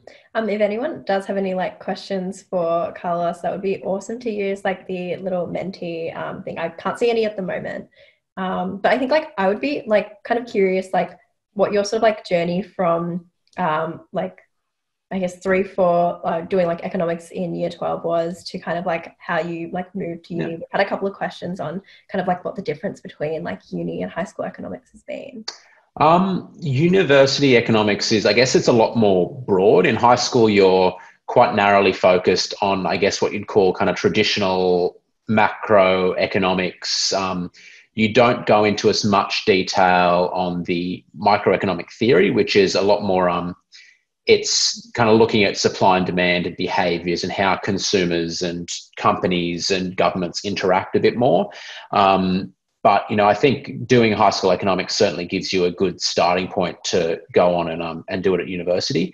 I always, in high school, I really loved economics and chemistry, and I was tossing up between studying chemical engineering and economics. And in the end, my really good economics teacher got me across the line to go and do that. So I moved to Sydney to study. And then through my studies there, I just discovered I, enjoyed it more and more. And I basically did a double major in economics. So I just wanted to do as many economic subjects as I could. And really just tried to learn a lot of the different areas. What the really great thing, I think, when you're studying economics at university is it's not just looking at the economic data and the economy. There's areas where you can do things there's a strain of economics called behavioral economics, where it's almost a bit like a combination of economics and psychology. And it's all about understanding how people make decisions, how we think, how we incentivize people. And a lot of the work in behavioral economics is actually experimental. So you're actually running experiments in labs with real people to try and understand how they behave in different scenarios. So that's a completely different field of economics to what you might do at school. And it's really interesting. It's really at the forefront of a lot of decision making today. And that's being applied by governments around the world to try and figure out things like how can we get people to make better decisions in their everyday lives. You might have heard of nudge theory and kind of nudges, and that's really an application of behavioral economics. You also have things like health economics, development economics, environmental economics, where you're really drilling down into certain issues. So there's a great deal of breadth in studying economics, and again, I think it's a really interesting and fascinating area to study. For me, I kind of gravitated towards an area of microeconomic theory, which was all about understanding how incentives work. So if I'm going to pay you to do something, understanding, okay, how do I align that incentive so that you actually do what I want you to do, what's in my best interest as your employer.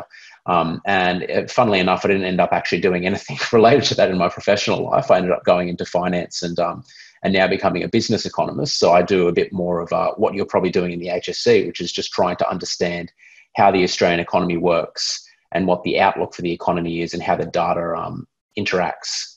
I just see a question pop up there. So I think the most interesting, rewarding part of my job, what I really enjoy doing is talking to my clients. So as an economist, my clients are superannuation funds and banks and investors. And so what I find really interesting is a key part of my job is actually going out to meet them. So we write research on what's going on in the economy. And then we also go out and meet clients. And when I go out and meet them, sometimes we can have really interesting discussions about not just what's happening today, but what might happen in the future. And so one area we've been talking about a lot lately has been, kind of what's the end game with rates so low, with the RBA cutting interest rates to zero. How do we ever get out of this? How does the government ever get out of this debt that they have? And, there's no easy answers to these questions, but you have some really interesting discussions with clients who are also very smart people. And then the other thing I really enjoy is actually doing things like this.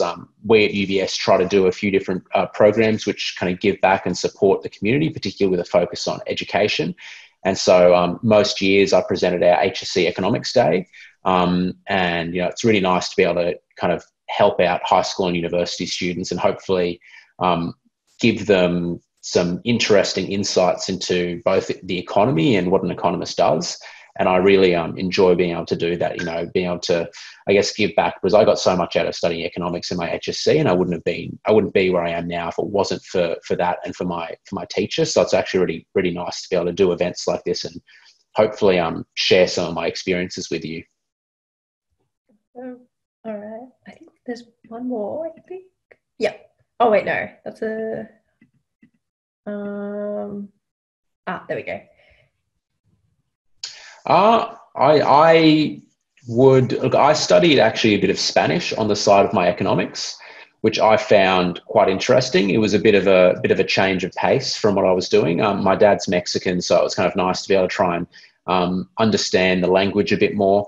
It is challenging, though. I would say that the pace or the requirements of studying a language are quite different to when you're studying a kind of a commerce degree. I think a regular commerce degree is it's kind of doesn't require necessarily the same level of just work in terms of working through problems every week. You obviously have to study and understand the theory and the formulas, but I think studying a language just requires more hours to be put in to really, I guess, drill home the language, particularly when you're just memorizing grammar and verbs and stuff, which I found it interesting, but it is certainly and it's definitely a change of pace. If you want to study a language, I definitely think it's not a bad idea. And it also opens you up for more opportunities in terms of if you do want to study a commerce degree and potentially work in finance, then having a language skill, particularly if you have it if you can get it up to being at a professional level, is a big advantage. If you, for example, if you can speak Chinese, and obviously that opens up a whole lot of opportunities dealing with Chinese markets, Hong Kong potentially. That's the biggest growing financial market for a lot of the institutions and investors these days. So it can definitely help there. If you want to learn a European language, that can create all sorts of opportunities, whether it's working in London and dealing with European clients, or potentially going over to one of the other centres in Europe. So I definitely think if it's something you're interested in, having a second language is a great idea. Awesome. All right. I'm not sure if there's any other... Oh, wait. I think these are all the ones from before. It's like working through these here. But if there's no more questions, did you have like a final sort of like piece of advice or like something that you would have wanted to say to your like year 12 self like at this point in time? Oh, I don't know. That's hard. It's been so long. I can't remember necessarily what I was doing at this point in time leading up, probably getting a bit stressed about it. Look, I think at least for economics, I personally think the really important thing is you should focus on understanding the fundamentals as to kind of like why, what are the fundamentals of the policy? Why is the government doing a certain policy? Why do growth rates and interest rates interact the way they do? If you can understand the fundamentals and kind of the theory, then I think the formulas and the maths and kind of the working come much easier. And when it comes to I guess preparing for your exams, particularly those kind of the more essay and short answer type questions, which are which I often have from memory, at least when I did it, were kind of linked back to some extent to current affairs. It really pays to kind of try to keep up to date in your media use, just reading things like, The Economist or the Sydney Morning Herald, or if you can get your hands on an AFR subscription, there's some great material in there. Just, maybe spending 20, 30 minutes every morning before you get into your studies, just trying to keep up to date with what's going on, both in the Australian and global economies, and also a bit kind of, what's going on with central banks and politics, because they all interact together. And I would also say, like Bridget was telling you earlier when I first jumped on the call, have a bit of a look through the RBA's website. There's some really great materials. They produce some good videos to help students prepare for the HSC, which are well worth having a look at. If you haven't seen it already, I actually, for our HSC Economics Day, I produced a video looking at the impact of COVID-19 on the Australian economy. So if you want to brush up on what it means, it's a couple of weeks out of date now, but should still give you a bit of an idea. I think just being aware of what's happening is really helpful, and familiarising yourself with the language and the terms will make a big difference when it comes to doing your kind of longer answer questions. Yeah, I think that's like definitely super helpful. That like keeping up with the like news and all those current affair things are like, like really pay in the exam, because I think like it really does come across like well when students like are using like the terms that people like the RBA using that are being used in the news and stuff like that. So that's really awesome. Yeah. And if you don't know something, Google's your best friend. I use, when I first started working as an analyst, I did a lot of searches. If you're looking at anything financing related, there's a great website called, actually I've forgotten it now. I've just had a mind blank. I can't remember. But look, if you Google, you'll find a lot of great material, of course. And don't be afraid to ask, a question, particularly once you go to uni, ask questions. I used to be a tutor at university. Stick your hand up and ask a question. There's nothing worse than being in front of a class full of students who don't want to put their hands up. Yeah, fair. Oh, that's awesome. All right. So I think that pretty much wraps up our class today. It's kind of crazy. 3 hours seem to go like by really quickly because we did have a lot of stuff to cover. But you like would have seen in the chat, I think Gypsy sent through a link to the survey. So please complete the survey for this class before you jump off the Zoom for today, just because it gives us some really valuable feedback, and it can also allow you to put your contact details in so that we can send you these slides and the resources. So that's pretty much it from me. Thank you all so much for attending today. It's been absolutely awesome to talk to you all, and a really massive thanks to UBS and to you, Alicia and Carlos, for jumping on the call and providing some really awesome advice. But yeah, I might stick around for a little bit to answer a couple more questions, but thank you so much, everyone. Thanks so much, Bridget. Fabulous. Bravo you. All right, I might just answer these last ones here for the, I think I did answer this one before. For the abbreviations in the exam, I would recommend using standard abbreviations. So something like GDP is acceptable. But for something like terms of trade, I would write it out in full, and then if you do want to abbreviate it, put it in brackets. The worst thing would just be to lose a mark on something that you accidentally put in the wrong abbreviation for, or something like that. So for standard ones, yes, but for sort of random abbreviations, maybe not. The 2 E's in the TEE stands for it was define, explain, and example. So you want to have a definition of your concept, you want to explain it, and you want to use an example to do that explanation. And then the last one, annualized rates. So it's kind of a weird point of theory. Basically, you take a quarterly rate. So say there's quarterly inflation. Say quarterly inflation is 0.5%. To annualize it, you just multiply it by 4. We don't normally do that realistically, but they keep it simple for a year 12 level. It's a different equation, but because you don't have a calculator in the exam, you would just multiply that quarterly rate by 4. So 0.5 times 4 gives me a yearly rate of 2%. So I've annualized the quarterly rate, if that makes sense, as if the quarter is representative of the whole year. But yeah, I think that's all the questions that I had for everyone. So thanks so much, everyone. Make sure you complete that little what's it called? Why have I gone blank? Evaluation. Exactly, yes. And good luck for studying for your exams. I hope you absolutely smash them and have a really great rest of the year. Thanks, everyone.